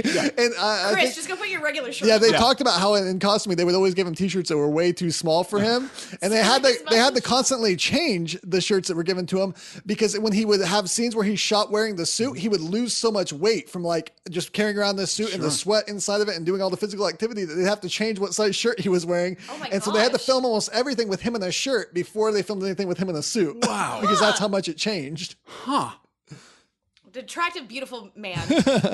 Suffering for his art. Suffering for his art. And let's just commend the helicopter too, who I think did sterling work throughout the scene. Just a really great performance by helicopter number 3. In that scene? We should probably talk about the fact that the Russos, less so here in this movie than in Winter Soldier, but they still have a really heavy reliance on practical effects. Yes. I real appreciate it fight so much. choreography. The fights look amazing because they're actually choreographed and then shot in sequence. It is so profoundly different, so superior. I mean, just so much better than what we've been seeing in so many blockbuster fight sequence movies. For sure, yeah. Zemo sits in an airport on the phone with a sweet message from someone. And elsewhere, having come to his senses, Bucky tells Steve that Zemo is going to Siberia, where there are several more Winter Soldiers waiting for someone to wake them up. A flashback shows us that the serum packets that Bucky took from the opening sequence were super soldier serum tested on an elite death squad to make them more Winter Soldiers. So were those Winter Soldiers ever activated, or have they been asleep the entire time and they were only ever activating Bucky? Like, have these guys been awake? I don't know that we get that. My read was that they had been used before. Okay.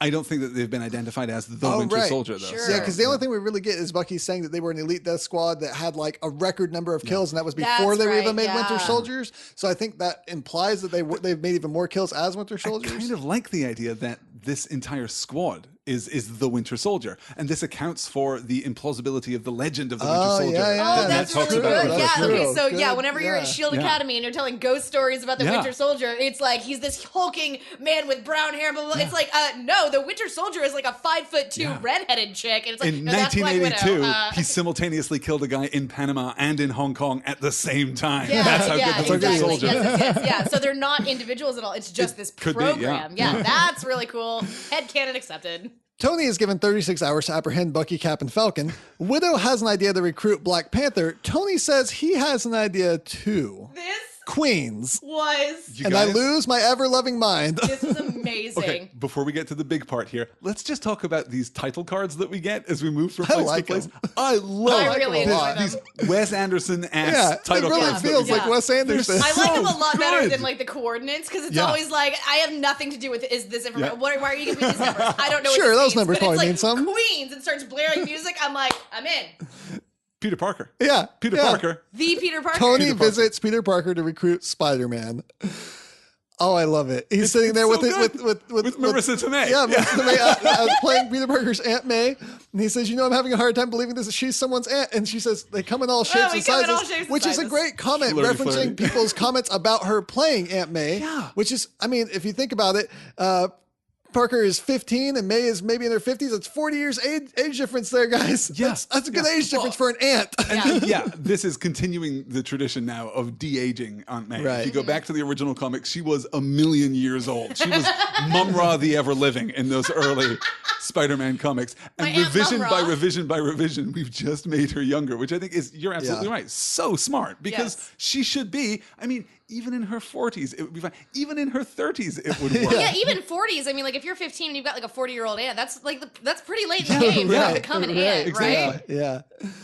So this references Ant-Man showing up. Ants come in all shapes and sizes. We're going to have Giant Man later in the film.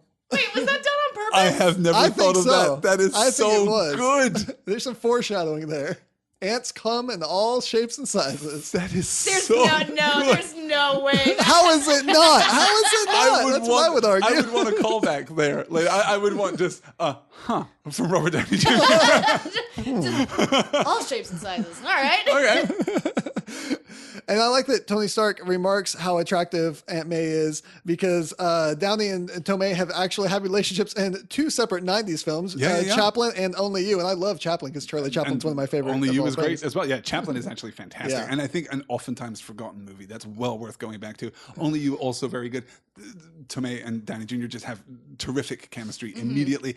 I love that we are jumping into a Spider-Man story that is already in progress. Yes. I'm so glad we didn't have to. Okay, we didn't have to kill Uncle Ben. We all know Uncle Ben's dead. Yeah. We all know the man is dead. We all know who Spider-Man is. And we who get Peter the Parker reference. Is. Yes. That, he's obviously still motivated by that death. But if you have these powers and you don't do something and you could have and something bad happens, then that's your fault. They even reworded with great power, there must also come great responsibility. Exactly. This was done. Yeah, it was handled so much better in Civil War than in when we go to Batman versus Superman. Why am I getting Batman's backstory again? Why is this happening? This is a Superman film. I know who Bruce Wayne is. This is not a Batman origin film. Is this the best character introduction that we've seen in the MCU. Yes. Yep. Because the MCU has done a pretty good job so far of introducing some really great characters. Listen, Wanda is my favorite. Peter's introduction is the best. Yeah, I think so too. And I like that when they're having the discussion there's the ad-lib line by Robert Downey Jr. when he's supposed to sit down on the bed, but the leg's in the way, and he's like, move the leg. I'm going to sit there. It's completely ad-lib, but they kept it in the film. I love that. It's so natural between the two of them. Again, you can completely see why they wanted Robert Downey Jr. for Spider-Man Homecoming, because the relationship between the two of them is perfect. Perfect. From really the first frame, yeah. it's just perfect. I really love it. Really enjoy it. Yeah. So you're the, the Spiderling, the amazing spider boy?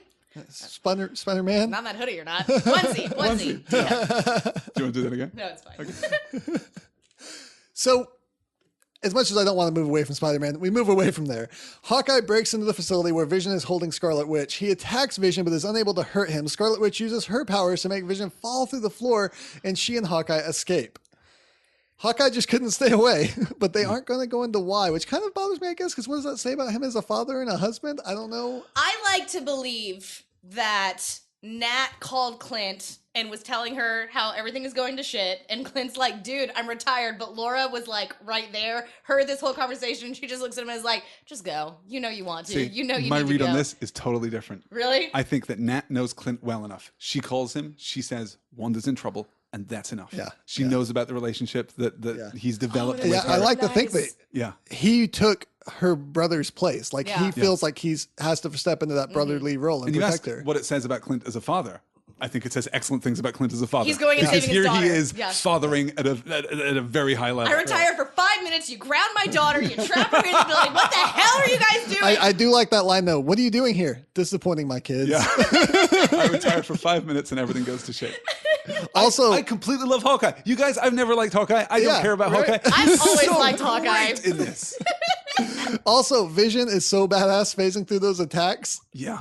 It's really very good. It's so cool just the way he's like moving. And we It's get so this cool. incredible sense of just how powerful Vision is, which we've seen in part before, but we've also sidelined him a lot because when you have He's a way Vision, too OP, right? yeah, exactly. Which You need to nerf is- that character. This is where you get to see just how powerful Vision is, and then immediately they just want to show you also someone else in this room is also very powerful. How ridiculously strong Wanda is becoming. Great, and also justified by the foreshadowing, by the proof of her competence that we get right at the beginning of the film. Yes. The way that this entire movie is constructed is deceptively complex. Yes, and I love where the conversation that Vision and Wanda have when Vision says, if you do this, they will never stop being afraid of you. Yeah. And Wanda's response, I can't control their fear, only my own. Yeah. Damn, that's a good line. Yeah, girl, you figured it out. What is it that Clint says to her? It's like, if you want to mope, go to high school. Yeah. You want to mope, you go to high school. You want to help, get off your ass. Yeah. Like, it's very good. That's it. Yeah. I don't know, like, how are you guys cool with, like, Clint suddenly being Wanda's motivating force? Like, has Wanda basically just been like, well, I'm here, I'm trapped, they don't want me going anywhere, boo-hoo, poor me?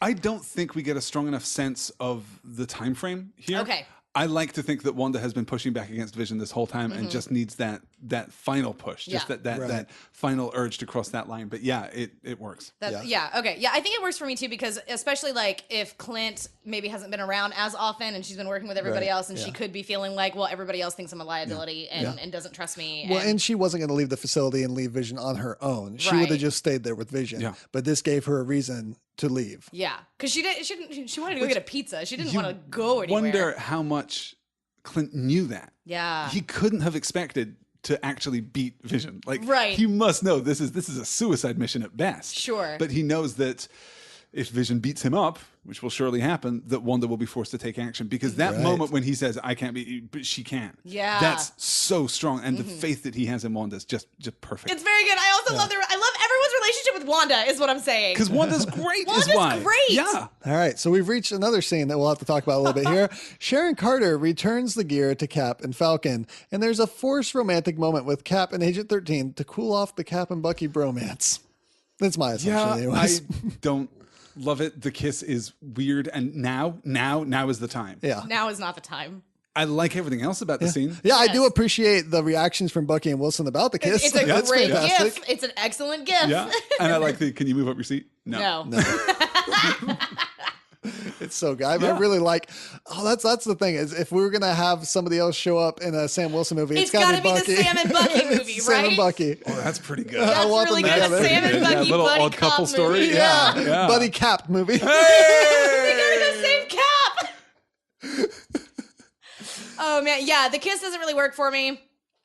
Yeah, it feels undermotivated. Like I get that Cap and Sharon are becoming friends. Sure. I like their intimacy, and obviously they're bonding over the death of Peggy too, which is fine. But yeah, to move it suddenly into this romantic realm and to kind of backtrack it by saying, well, it was a long time coming or whatever the line is. Yeah, it doesn't work for me. Yeah, and I really do think that it's like this is not the time or place for this. Like if they had treat her like a professional for crying out loud. Seriously, yeah. And I mean like if they had like gone out for like a drink after, Peggy's funeral or something, that would have been the time. Yeah, that would have been the time. Give me a scene like that would absolutely work. Yes. But right now, hey, thanks for putting your life and your career on the line for me.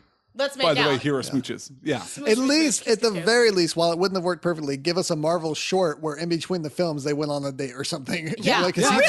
I would watch that. She was his neighbor. There was a flirtatious thing going on there in the previous movie. I could believe that, but you didn't give me that. You didn't tell me that ever happened. Yeah, you just put that there. Yeah. So, anyways, moving on. Cap is now assembling his team of Bucky, Falcon, Hawkeye, Scarlet Witch, and Ant-Man to stop Zemo. By operating outside of authority, they all become renegades. I like this is where we get the line from Hawkeye looking at Wanda, I owe the debt. Yeah. I really like that. Great. And then Ant-Man meeting Cap. That's Captain awesome. America. Mr. Lang. That's another. I'm shaking your hand too long. Wow, this is awesome. And he turns to one. I know you too. You're great. I love that. It is my very favorite thing. He's like, oh my God, you guys got, oh, I know, you're great. Yeah, I know you too. Awesome. Just the face she made, she's like, all right, thanks. And Sam This Wilson has to be all improvised, isn't it? Because it is so seems like it Paul really Rudd. is. Just Yeah. works perfect. This is just, okay, this is just Paul Rudd. Yeah, I know Paul Rudd specifically was using some of his own reactions when he met them as celebrities before they started filming to tell him what to do here in this scene. A genuinely likable guy who I feel shouldn't be as likable as he is. Like he should probably be awful. Like Robert Downey Jr. Like, Right. Yeah, probably exactly. just be kind of odious and arrogant. Yeah. But But here we have just Bobby legitimately cool. Newport. Yeah, from exactly. Bobby Newport. Bobby Newport. Newport. Though we get an excellent line from Sam. What's up, Tic Tac? That was a great audition, but it'll never happen again. This is so casual because, let's face it, nobody saw Ant-Man. Right. Yeah. Nobody watched that movie. Right. Nobody knows who this character is. We're just introducing him now for the first time. It's great to have that interaction with Sam. Yeah. Iron Man shows up with his own team made up of War Machine, Black Panther, Black Widow, Vision, and Spider-Man to arrest the others. We talked a lot when we were discussing the trailer for Civil War about the sequence, the Underoos, the webbing, the shield, the whole thing. Super into it. I like it even more in the movie than I do in the trailer. Yeah. You it's get so much more there. You get Spider-Man stumbling over his words. Tony Stark says, nice job. And he goes, thanks. Well, I could have stuck the landing a little bit better. It's just a new suit. Well, it's nothing, Mr. Stark. It's perfect. Thank you. Yeah, we don't really need to start a conversation. Okay. Cap, big fan. Spider-Man. We'll talk later. Hi, everyone. Good job. So perfect. That's Peter Parker. That's who he is. Very, very good. Thank you. Finally. Thank you. There is a God. Yeah. You're getting a little teary-eyed over this. This is really important to you. If you've The been Watcher reading is Spider-Man looking for down. this long and you've given up on ever seeing like that Peter Parker on screen, and now here he is perfect. It's incredible. I My should favorite say- beat is the beat with Bucky later. You have a metal arm? That's awesome. Awesome, dude. I should say there's not that there is a God, there is an Uatu, a watcher who has stepped down and got involved to fix my universe. So this is taking us into the airport fight sequence, which is really the middle of the second act fight that you get in every Marvel movie now. Oh, and they totally they evacuate the airport and everything too, right? So that we can get away from these superhero movies. They're just destroying everything all over there. It's like, no, everyone's gone. Everyone leave. Yeah. We're gonna fight. We're gonna have a superhero fight. Leave the airport. We're gonna have a superhero fight. Yeah. I want someone in this movie to deliver that line. I want it to be Nat. Tony just looks at her while he's tuning up, and he's like, "All right, are you ready for this?" And she's like, "Yeah, it's no big deal. Blah blah blah. We're gonna have a superhero We're fight." gonna have a super. No, if she's deadpanning that into like the intercom. Yes. Attention, please. Attention, please. We're gonna have a superhero fight. What we needed is them to say, oh yeah, we see this all the time in Justice League comics. So Cap's team locates the Quinjet, and the fight begins with Ant-Man returning Cap's shield. I like Ant-Man's saying, look, I really don't want to hurt you, Black Widow. I wouldn't stress about it. I wouldn't stress about There it. are so many. We could spend the next half hour just Right. going through Just all of the quoting exchanges. There's so many sequence. big quotes. Just brilliant. So You then locked me in my room. I just, oh God, yeah. Spider-Man tries to subdue Wilson and Bucky. Yep. We get the metal arm quote, and then we get, I don't know if you've ever fought before, but there's usually not so much talking. All right, sorry, my bad. The exchange later with Bucky, after Sam cuts him down with Red Wing, you couldn't have done that before. I hate you. Iron Man tries to subdue Wanda and Clint. Clearly retirement doesn't suit you. You get tired of playing golf. Well, I played 18. I shot 18. Just can't seem to miss. And then he shoots past him. First time for everything. Major look. And Wanda pulls down the cards. Like, freaking flip, It's like, such a yanking cool cards moment and, right like, there. throwing them- Yeah. God, I was so, And then we get, there's a great little comedic beat here where Ant-Man flings the truck and it explodes and he gets the line, oh man, I thought it was a water truck. Sorry, which is fine, but that's the beginning of the movie. That is the proof that Wanda was not to blame. Because if you're fighting, if you're engaged in superheroics, you're going to make mistakes. Like, Yeah. this is the Right. argument for the Wow. Sokovia Accords right here. That He is was so super good. well Yeah. intentioned, and he Yeah. just made a mistake. I had love never that it's just caught that wrapped up before. right in the middle. Yeah. And this is where the two teams line up face to face. We get the movie poster right here.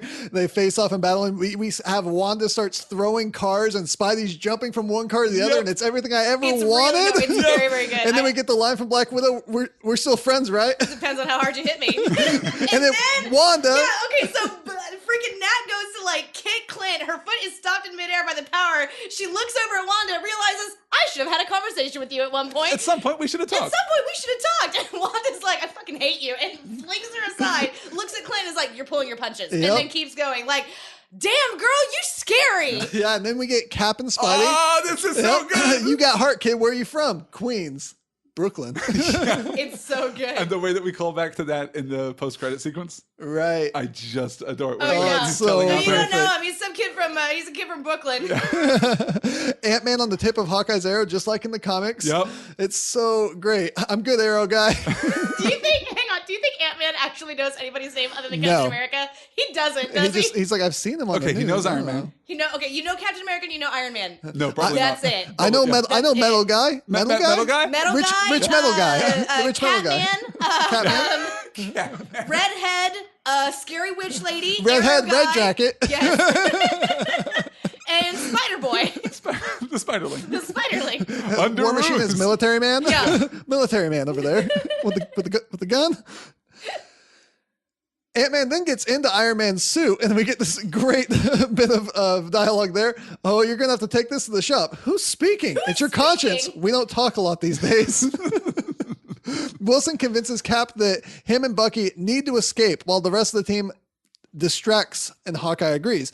I really like this moment because I've heard a lot of people say that they felt like Cap was abandoning his team here, and that wasn't what Cap would do. He's not abandoning his team. His team told him to go. Absolutely. That's a Yeah. very different thing. Right. His team said, we're all going to lose unless some of us lose. But it is a perfect example of what I was talking about earlier, that this movie moves so fast and is so well constructed that you blink and you miss it. If you Yeah. don't get this one line of dialogue, then it does feel very Yeah. different. Right. But Yeah. watching it carefully, watching it again and again, it just Yeah. unlocks Right. so much. Yeah. And they I s- think that Cap knows that. I mean, like, even though, you know, Tony and the others are here to, like, get everybody else, they're not going to kill them. They're not going to kill, Right, you know, right. Team Cap. Exactly. And Hawkeye says, as much as I hate to admit it, if we're going to win this one, some of us might have to lose it. That's when Ant-Man turns giant, distracting Team Iron Man and buying time for Cap and Bucky. Spider-Man gives the great, perfect, amazing line, holy shit! And then, hey, you guys ever seen that really old movie, Empire Strikes Back? Jesus, Tony, how old is this guy? I don't know. And then Carbon date him. He's on the young side. Okay. That really old movie, that is maybe like a hair overwritten, but Well, so Maybe, and I thought that too originally, but you have to think, Spider-Man's half my age. Yeah, no, I guess to him it would be a really old movie. Yes. I just don't think that a nerd embedded in pop culture would refer to it as a really old movie. But Tom Holland himself still hasn't seen those movies. Oh my God, Tom Holland, you baby. Oh, you infant child. But also maybe it's possible that Peter thinks that all of these guys are like so grown up and like way too cool to have seen those films. Yeah, maybe. That might be He's used to not being around nerdy people. Right, yeah. It's like when Lily comes up to us and she's like, have you guys heard of Nirvana? And we're like, oh, sweetie. Oh, you sweet summer child. Yes. Black Widow appears to stop Cap and Bucky, but she turns on Black Panther, allowing Cap and Bucky to fly off, saying, I said I'd help you find them, not catch them. There's a difference. She is making that line up on the spot, too. She super is. Yes. Yep. And then you get the Vision and Wanda apology moment, which is super sweet. I really like it. Yeah. War Machine tries to stop the Quinjet from escaping, but Falcon comes after him. Vision shoots an energy beam at Falcon, but he dodges it, and it hits War Machine instead, causing him to fall from the sky, nearly killing him. There was some speculation when the movie came out about the death of War Machine. Yes. Yep. We saw the scene in the trailers of Tony being down there. We talked about that, too. Yeah. Also, when we were doing that discussion on the trailer, we were like, are they going to kill Rhodey? Should Rhodey have died? Ooh. I feel like it might have been better had he have, in a lot of aspects. Yeah. I think it would have been the best ending for Rhodey. I don't think that we can do that much more with this character, as I mentioned earlier. I mean, it does really super overshadow the end of the movie. If Cap's here fighting for his friend, and Tony's like, my friend literally just died. That's true. I didn't think about that. Yeah, literally. Yeah. Would have been real bad. Story. Yes. Yeah. Yes. That's a good point. Difficult to sell, at least. Yeah. And or alternatively, all the more powerful. Like I think you could have made it work. It could have been really effective. But yeah, that would have been really interesting. That would be a really interesting take on that, I think. Then we get that moment with Tony Stark and Vision. How did this happen? And Vision says, I became distracted. I didn't think that was possible. Neither did I. Well, Elizabeth Olsen is very distracting, so. Yes. Especially in that outfit.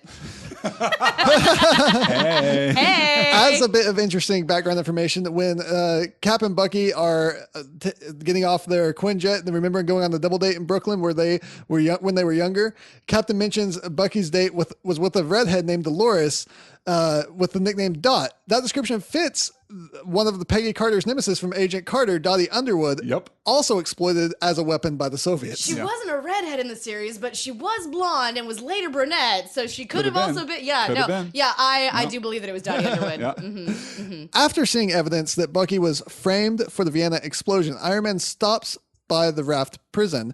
Wilson tells him where Cap and Bucky are headed. So this scene is really, really interesting.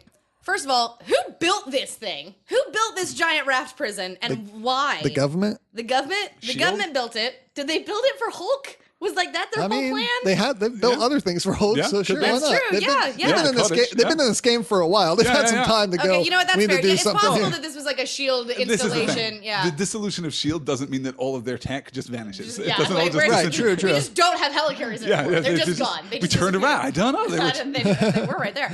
But this scene is really interesting because, we go through, we see that everybody is like in their little cages and in their little prison cells or whatever. We get that great line when Ant-Man is like, my dad or Hank Pym always said never to trust a Stark. And Tony's like, who are you? Come on, man. We get Clint being like super duper snarky and then Wilson. Man, Clint's so good. Clint is so pissed. Like, he's getting too old for this shit. Yeah. But the thing that kills me is that we don't get Wanda in this little round robin being able to like throw snarky stuff at everybody else because she is in her own prison in a straitjacket with a shock collar on. Yeah, because she's like way too powerful. Way too OP, and the guards there are horrified that if they let her do anything, she'll break everything and get them all out. And like when Steve sees this, he's going to be pissed. Well, even when Tony sees it, Tony's seeing everything, and you can see it in his face. He's like, "What have I done? What has happened? This is not okay." I'm sure that he can hear Steve's voice in his head saying, "She's just a kid." Yeah. Because you have that scene where he sees it on the screen and you see his face and he's just like, oh no. Yeah. She keeps losing everything. Everything keeps being taken away from Wanda. She keeps trying to do the right thing. And this is what she gets in return. When she completely loses her shit in Infinity War and like joins Thanos and tries to destroy the Avengers, I will not be at all surprised. Is all I'm saying. Leaving, he tells Ross, you can call me anytime. I'll put you on hold. I like to watch the line blink, which we'll get a call back to at the end of the movie, which really is a great payoff for this line and makes it one of my favorite lines. He then heads to Siberia to meet with Cap and Bucky and join up with them. Mm-hmm. They find that the super soldiers have already been killed, and Zemo, hidden behind indestructible glass, reveals that his plan was to find footage of the Winter Soldier's first mission. Black Panther had been following unseen, and he hears Zemo admit responsibility for the explosion. Zemo shows them a videotape of Bucky causing the car crash and then murdering the occupants, Howard and Maria Stark. Which we learned in the opening credits. We sure did. Of the Winter Soldier. We sure did. Most people just blinked and missed it. Yeah. Yep. Yeah. And didn't think about it when they finally saw this one. Zemo's plan is insane. Yes. Utterly insane. Yeah. Let's just take the one thing that bothers me just in the narrative of it without looking at the plan itself. Where'd these cameras come from at the scene? Fair. Who took this footage? Those traffic cameras did not exist back then. Not in and 91. they wouldn't be in random country roads like this. Nope. This was not a populated, busy road. Nope. Also, So weird and random. No, I mean, like, what if Tony had managed to arrest Cap and everyone, and no one showed up to Siberia? Zemo just twiddling his thumbs, just like, well, this didn't really work. There was a million ways for this plan to fail. Shucks. Beans. This plan depended on every single thing working out perfectly by chance. This plan depended on being a fictional universe. And that's fine. Honestly, it really for is fine. Civil War, Yeah. because the antagonist of this movie is not Zemo. He's just a piece of the plot. It doesn't Yeah. really matter. The It's not antagonist really of the movie important. is Tony Stark, and that thematic conflict works well Yep. enough. What I am realizing right now, I mean, we've talked about this before, like, well, why didn't they bring Nat with them? And I'm seriously like, no, she literally just disappears for the rest She of the movie. literally disappears from the rest of the movie. Yeah. Where did she go? Yep. And she does have that small conversation with Stark saying that he was wrong and that Cap was right. And then he's like, well, they know what you did to Panther. They're going to come I'm after not the one who you. needs to watch their back. Yeah. So she kind Did of... she just go home? Was she just like, well, I'm tired? Yeah. You know, there's a Starbucks in the airport. She just went and hung out. I do kind of get her just going, you know what? F all this. I'm done. I'm done. You boys go fight your little fight and be stupid. I'm done. Maybe she called up Bobby and was just like, I have had the worst day. That's it. We're going to get a Mockingbird film set during this time where she just comes and meets her for coffee. And it's like, you will not believe these stupid boys. They go down acting so childish. They go down to Luke Cage's bar, have a couple shots with Jessica Jones. They can't even listen Girls' for night a out. second to solve their problems. They can't even sit down and talk things. They just have to punch everything. It's like that coming from Black Widow means something. This is, oh God, no, yes. I like it. Sarah, write that for me. I will be upping my patronage. Iron Man demands to know if Steve knew what had happened. He admits to knowing because he found out in the Winter Soldier. Enraged, he attacks both Cap and Bucky. Iron Man says, do you even remember them? And Winter Soldier says, I remember all of them. Which is a great line. It is and a I really like that. great line. Oh, do you disagree? No, it's a great line. Oh. It's a great line. The delivery's good. I don't care about Bucky. I still just can't care about this huge moral burden. It's still What the could we relationship have is done still informed. So we're 3 movies into this now. What could we have done to get us to care about Bucky? I liked him better in Winter Soldier than certainly I did in well, I guess he's fine in the first Avenger. Like he's the sidekick character. He's okay. He's better in Winter Soldier. I buy his relationship with Steve a little more. It is informed. Like we just get a chunk of exposition that tells us, no, they're really super tight. They're like super best friends. Just best friends ever. By the time we get to this movie, I'm just a little tired of Bucky. I think what the problem is, this really interesting political conflict has been completely usurped by this personal conflict over Bucky. And I think that's the thing too. I remember, whenever this movie first came out, tons of people were like, well, Cap is totally wrong. He's doing all of this just for Bucky, and we don't care about Bucky. Yeah. It's a real problem. Well, and before the tweets come pouring in, I do care about Bucky. I like Bucky, especially in this, specifically in this film. And my only problem with it is what we just mentioned, that there's this narrative jump here where we're like, all the heroes are fine. There's political thing. Okay, now we've pushed all out of the side and we're going to focus on Bucky. Actually, it turns out Cap was right. It went from being an Avengers film to a Cap film real quick. Yeah, it does. Although I love the conflict between Tony and Steve because we've been building to this literally from the beginning. This is much more interesting to me. Yep. Yes. This is why we get this line where Iron Man does blast off Bucky's arm, pushing him out of the fight, and Cap says, he's my friend, and Iron Man says, so was I. And it's such a good piece of dialogue. So emotionally ruinous in the trailer, and you now see here that, it is in the you're movie. like, no, Oh my God. It's just great. Yeah. And you get Iron Man saying, stay down, final warning. Cap repeats his line, I could do this all day. Oh, God. And that's when Cap disables Iron Man's suit, and Tony tells him that the shield isn't his. It was made by Tony's dad, and he doesn't deserve it. Steve drops it and leaves with Bucky. Yeah. I love it. I love it so much. Yeah, it's really great. And then I really even like what happens with Zemo. Zemo has just left. He thinks everything's good. He's outside listening to the message from his wife, and Black Panther stands behind him. He tells Black Panther that his family was killed in Sokovia, and he wouldn't stop until he destroyed the Avengers from within. With his success, Zemo tries to commit suicide with a gun, but Black Panther places his hand over the barrel, stopping the bullet, and then apprehends Zemo for judgment, saying, "The living are not done with you yet."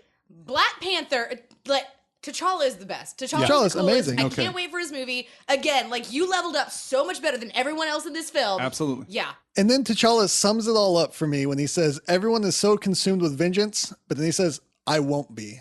Yeah. It's so good.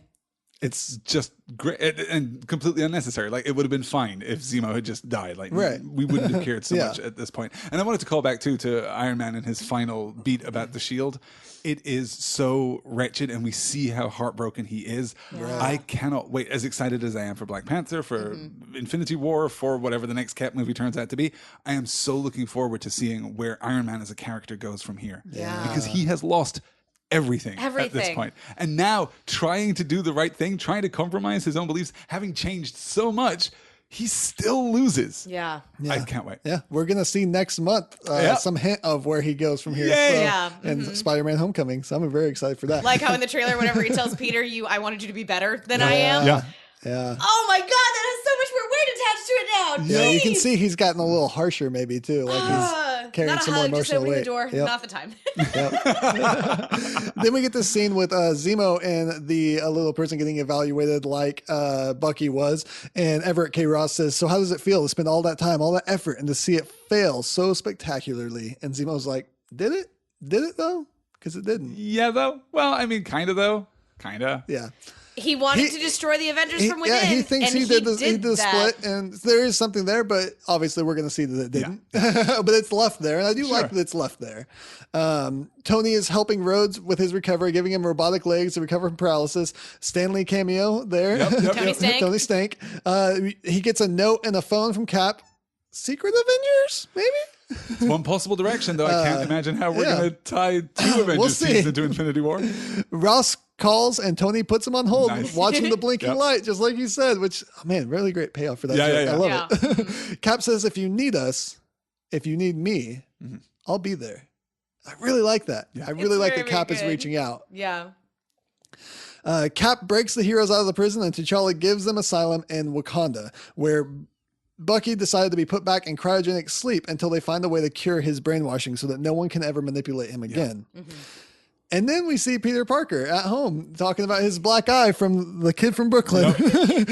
He's recovering from his injuries, and he tries out this new version of a web shooter that Tony gave him, and it projects the Spidey signal onto the ceiling with that computer interface there. Yeah. Which is so presumably, this is the equipment, and we know this from the trailer, this isn't a spoiler, but we know that Peter has a Stark Tech Spidey suit at the beginning of his movie, presumably, and this is it. Yeah. So we're going to have him kind of go through what is, in a really interesting way, the inverse of an origin story in Homecoming. I can't wait for that. And that's a wrap. You guys, I mean... That's Captain America Civil War. Wanda drops out of the story. We don't really get a satisfying conclusion for Nat. Wanda drops out, but I mean, we at least see that like she's in the prison at least. I mean, we kind of like, Nat straight up disappears. True.